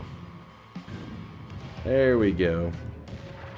The reason I was afraid to kick them is I was afraid of them bleeding and like their corpses going all over the place. They're a pain in the ass. Crystal, what am I at? 8 charges on that shit? May need to fix that soon. Or I could just keep using Greek letters, I guess. 1, 2, 3. There we go. There's our telly set up. There we go. Alright, so we're gonna grab up the greed. Gonna get greedy with it. Hey, get away. I can't see. Oh. That's a lot of dice. I don't think I need anything with that. I do want these. Do not grab the phasing, please.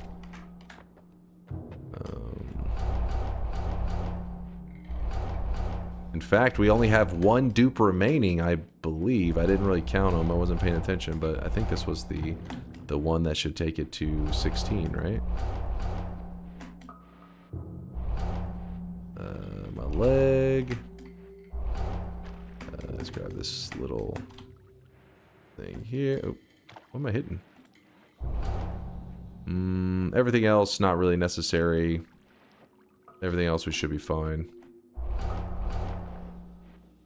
Yeah. Let's run up. Let's test it on an enemy. So our current gold is 313,000. All right. You kick them. Oh yeah. You get a little bit of gold from that. Went from 313,000 to, what is that? Is that 3.5 million? Yeah, we've oh. So we're at 3.5 million. We grab a couple of these nuggets that are supposed to be worth 10 gold each, and we get another 3.5 million. Nice. Why don't the nuggets turn into idols? Because there's two different ways that a nugget works. There's a nugget of gold that is assigned a value. Like if you look here, when we kill an enemy, where's a bad guy? So look at these bad guys right here. I'm going to kick one of them. And then watch at the bottom left of my screen over here. It tells the gold amounts. It says 10 gold, 10 gold. But obviously it's giving me way more than 10 gold. It's giving me millions of gold. For the gold idol to appear, it needs to be the nugget, the actual nugget in the world needs to be worth a lot of money. Not after the multiplier is applied to it. The gold perk that I have stacked, many of them, that's a gold multiplier. It doesn't change the visuals of the nuggets. Let's go back to the main world, and we're just going to go to the west world, because there's no reason to do this long journey anymore. Alright, back to the main world we go. And my stainless armors are currently at 16. So one more dupe and we will have done it all. A quick, you know, relaxing dive in the lava just to exfoliate the skin a little bit. Bathe in lava for Jesus today. Wait, what does it even mean? What? Yeah, I'm gonna use West one. I usually don't like to use the West worlds because they're kind of a little bit funky, but today for this one dupe, I'll use it.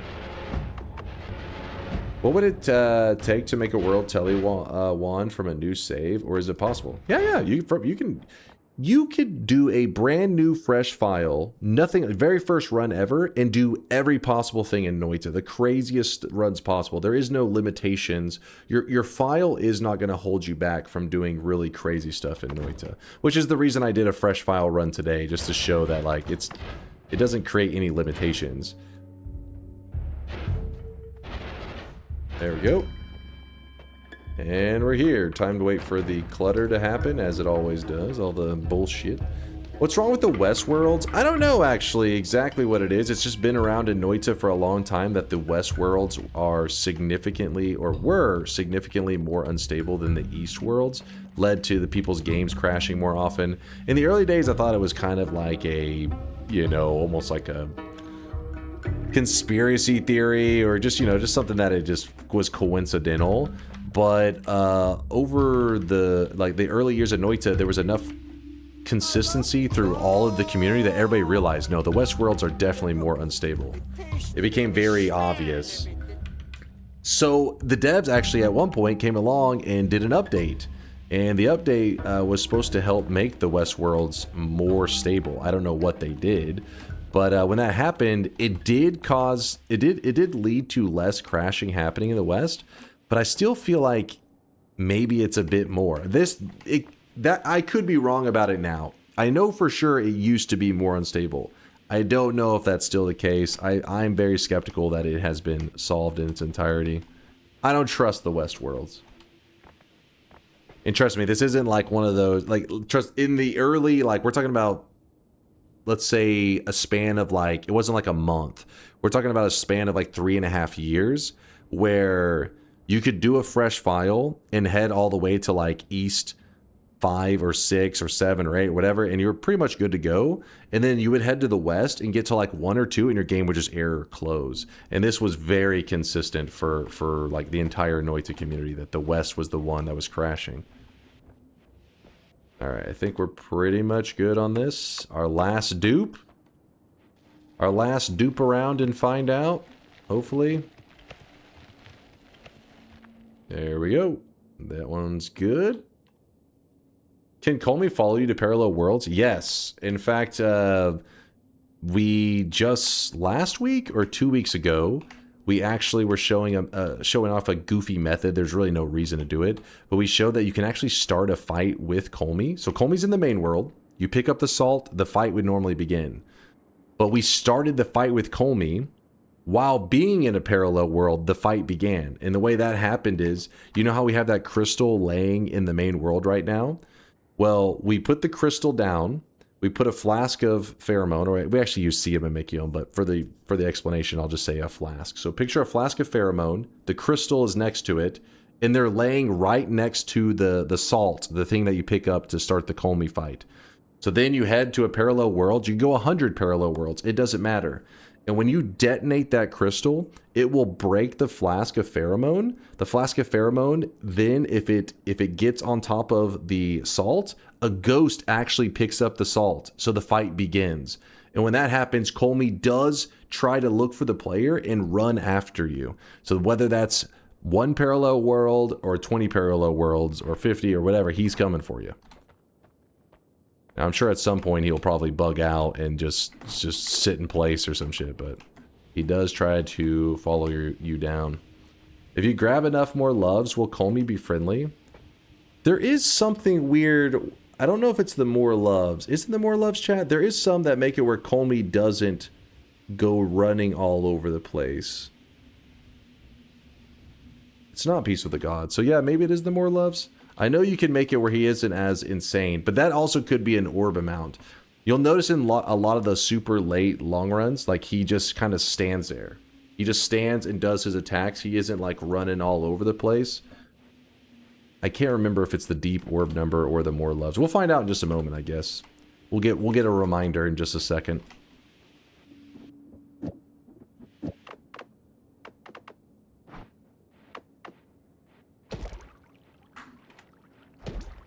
There we go.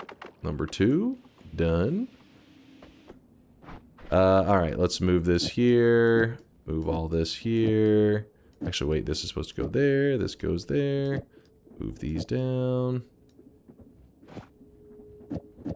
Do. Alright. Good. Oh, come on. Bullshit is getting in my... It's contaminating the place. Keep it clean. Keep it clean. Alright. Let's try to set this up for 3. Alright, alright. Open the shop, old man. There we go!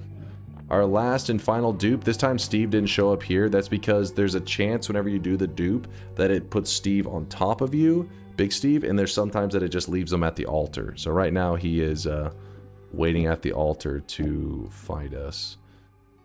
So we will leave the, go see, crystal with the telly inside of it. Jeez. Sure, throw a couple of those there. Surely one of them will work. Alright, so there it is. We have them all. Let's grab all the stainless. Oh yeah, these nuggets are going to be worth a ton. 18 million. Let's see. Actually, let's grab that after we've grabbed this.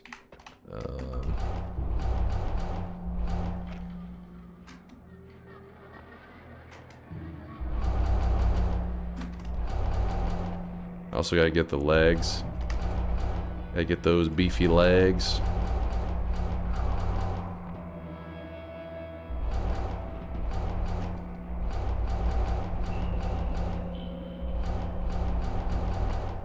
Yeah, but I can't see anything.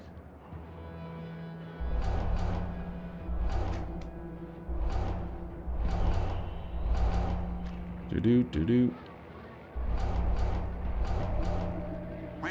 Don't want any more of that movement. It's kind of hard to see. What are we currently at with our stainless armors? We are at 29, so this will be 30, and we're going to grab the 2 extras. So we are at 32 stainless armors, which is way more stainless armors than you should ever stack. And also whenever we kick a bad guy, we're currently at 18 million, almost exactly 18 million, isn't that?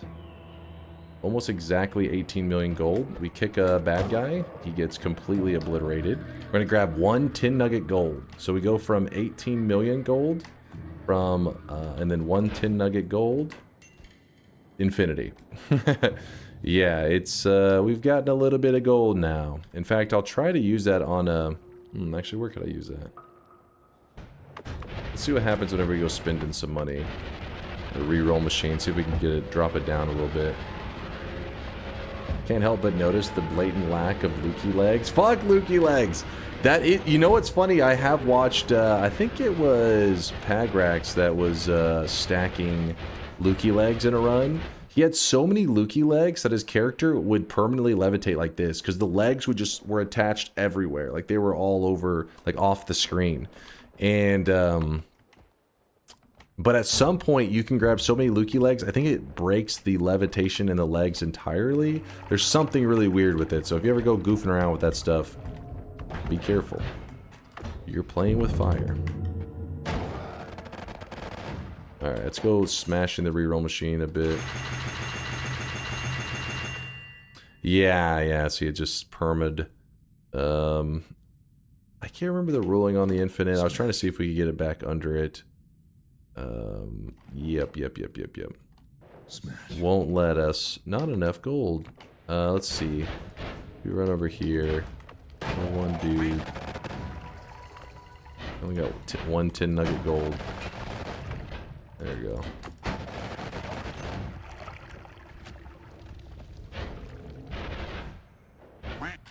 There is like a threshold where it doesn't let you like roll anymore. I guess maybe we hit that threshold. I don't remember. Let's jump into the portal. Shouldn't the nuggets be skull-shaped? That's what I was explaining earlier. There's different ways to look at the gold. One is that the gold nugget itself is very valuable.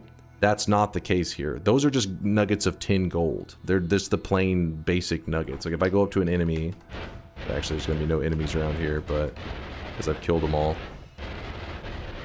This is still the basic enemies. Like when you kill them, those are just the little 10 nuggets of gold. What I stacked was the gold, or one of the things I stacked was the gold perk, and what that is a multiplier. So whenever you pick up the nugget, it then applies a multiplier to the nugget, and that's how much gold you get. What you're talking about, you want to stack methods to make the amount of gold they drop higher, so that the nuggets will be larger. Trick kills do that. Trick kills can help you make them drop larger nuggets. So if you notice, if I use my electric arc to kill something, that's a trick kill. And because I've stacked it, I think it's like up to like 5 of them. I forget the exact limit to it. Let's see if we can get a trick kill. Oh yeah, there you go. See, they had some trick kills happening up here. See how they're dropping quite a bit of gold? That's the trick kill thing. It's not quite at a high enough amount that the trick gold will be turned into one of those skulls you're talking about, but there's other methods to amplify it even more. So the more nuggets dropping, that means that yes, you are getting closer to the cool trophies and all that kind of stuff dropping, but I was mainly grabbing the one that is the multiplier. Alright, oh I forgot I had these here for some reason. Alright, well, oh well. Let's start the fight, and let's see, are we at the more love amount where he just chills permanently?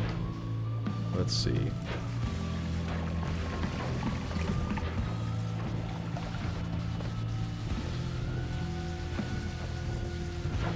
You think Hail will drop them now? I don't think so, but we'll test it. We'll test it. I think... Oh, he broke one of the... He's breaking the telly things now, and it's causing my character to kind of jump around a little bit. You can't die. Polymorphine would be the main way that I could die now. But we've stacked... If you're curious... Oh, there goes the telly, just fired off. If you're curious how that works, it's because... Think of health in like 2 different ways. There's the scenario of getting more HP, so that the health bar is larger. Oh no, he's still aggro. So maybe it's a certain orb amount you can get him to stop moving around. He kind of just bugs out, I think. I don't even know if it's intentional. Or he'll just kind of sit in the arena for a long time and not really move. Anyways, think of the HP bar as like 2 different ways. There's the HP bar that is like the number, which is 955. More health you get, larger the HP bar. That's what most people are focused on. Most people think about when they think about survivability in Noita. But really, the way to become the most survivable is damage reduction methods, which is what we stacked. We end up stacking 32 stainless armors, which I'll move my camera for a moment so you can actually clearly see it. If we look at our stainless armor right there, see it says 30, there's 32 stainless armors. So it's 32 instances of damage reduction. And one stainless armor, if you don't have a stain on your character, you have 50% damage reduction. So 50% reduction on 50%. They're not additive. They're what would you call that? Like a diminishing return, multiplicative. So it's a 50% of a 50% of a 50%. So it gets to the point where you can swim in things like lava, and you've stacked so many of them, your health bar is not even moving. At the point that I am right now, with the amount of stainless armors that I stacked, you would rather have the amount of stainless armors that I have in like 50 HP. That is stronger than having 1 billion HP in no stainless armors. That's how much damage reduction can factor in. Anyways, let's kick this guy. Oh shit, we didn't insta him. Our kick was not strong enough. There we go. And that was because we were also stacking the never skip leg day stuff. And yes, you could stack more. Never skip leg day adds linearly, so it just adds damage on damage on damage on damage. So if you can just keep climbing more and more. The sad thing is though, I think we stacked like over 100 before of the never skip leg days, which I think I just have. How many do I have? I have 31 of them right now. I stacked like over 100 of them, and it breaks at a certain point. And yes, you still deliver the damage, but the game doesn't calculate that kind of the funny comedic throw of the enemy. You'll actually kick them and they'll just die. They'll just fall over. You don't get to see the cool throwing the enemy to the side. Keep that in mind if you ever want to goof around with stacking certain perks. Sometimes the results can be a bit disappointing. Alright, let's see about the trick kill on one of these guys. Let's see.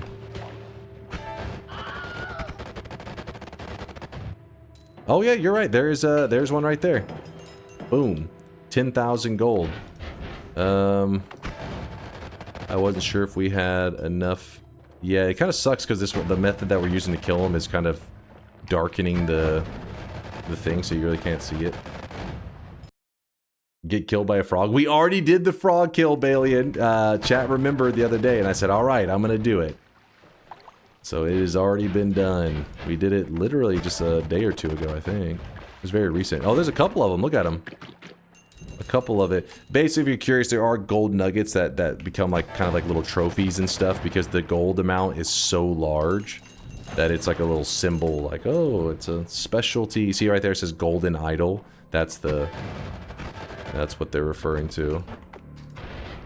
Now, with all these stainless armors, the question can be, how are you going to kill off your character at the end?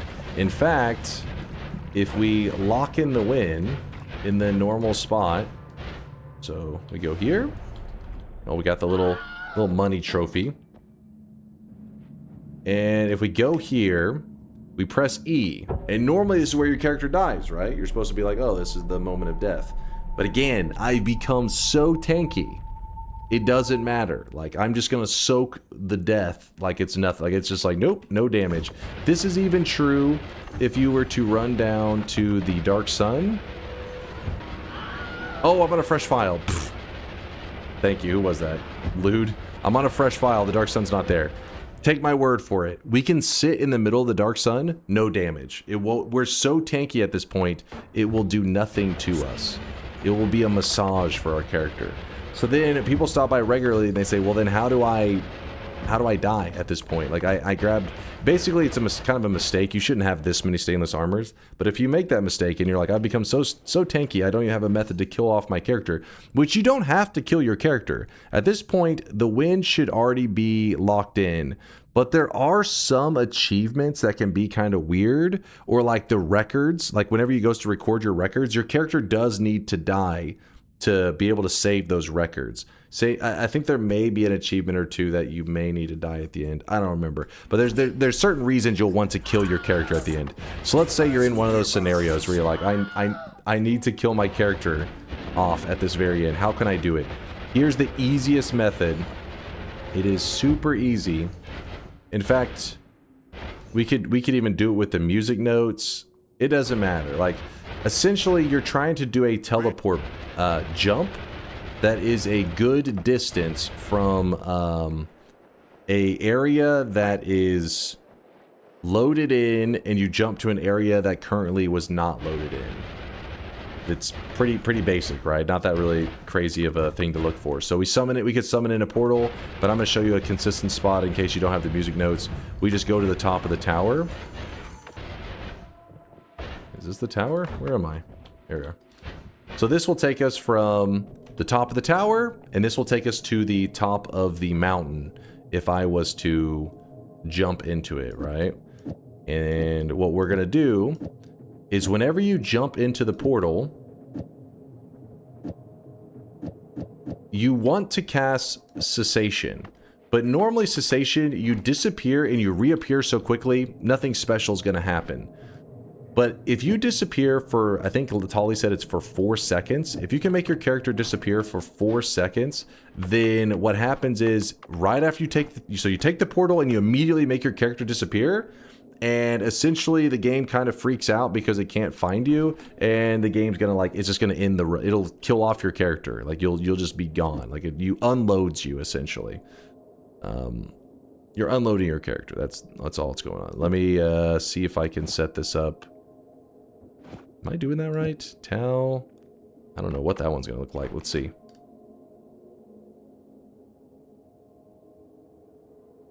Yeah, that one should at least be 4 seconds. That one should at least meet the criteria. So we're gonna jump into here. The same moment that I jump into it, we disappear. And again, we increase the lifetime. We increase how long the cessation lasts. There are multiple ways to increase how long it lasts. Increased lifetime, though, is the most obvious. Increased lifetime means be gone longer, or makes the projectile be alive longer, depending on what you attach it to. Very quick and easy. You didn't need to do some crazy damage. You didn't look at your stainless armor. You just kind of jumped into it, and you're good to go. Oh, I forgot. The max HP record is not going to get recorded correctly, though. It is going to save you at 100, which I guess is a pretty important detail. And during this run, we actually made we were doing a fresh file run. If anybody's curious why, fresh file doesn't matter. It's kind of, I'm just doing like a clickbaity kind of thing where it's like, oh, a fresh file. It's the same, you know, this is not Binding of Isaac where you need to get all these unlocks on it. No, this pretty much, whether it's you played 1,000 hours on your file or it's your first day ever, you're capable of doing the craziest shit. You don't need any special unlocks. There could be minor things that it can affect, like, oh, when I went to an orb, instead of it having the 25 health, instead it had a spell there because I never grabbed that orb on the new file. Little details like that, but in general, you can do the craziest quest possible. You can become get a god run going. All of that does not factor in on your save file. When and what is planned for the event stream, I still haven't decided what is going to be done for the event stream, but it's not going to be this weekend because I got some family stuff I got to take care of. It is going to be moved to the next weekend. So sorry, I know most people were hoping to get it, you know, as soon as possible, but you got to add at least an extra week, at least. Apotheosis week, you know, still waiting. We're waiting. We're getting there. Let's do the final shop of the day. Thank you to everybody who hung out today. We're going to be playing some more Noita in about, about 16 hours from now. But I need to go get some food. And then also, I think Solar is going to help me do some programming on DunkBot 2.0 today, which I'm excited because, Solar is a billion times better programmer than I am. So that's the days that I make some serious progress is anytime Solar stops by. Haven't got to do a programming session with him in a long time. So I am pretty hype.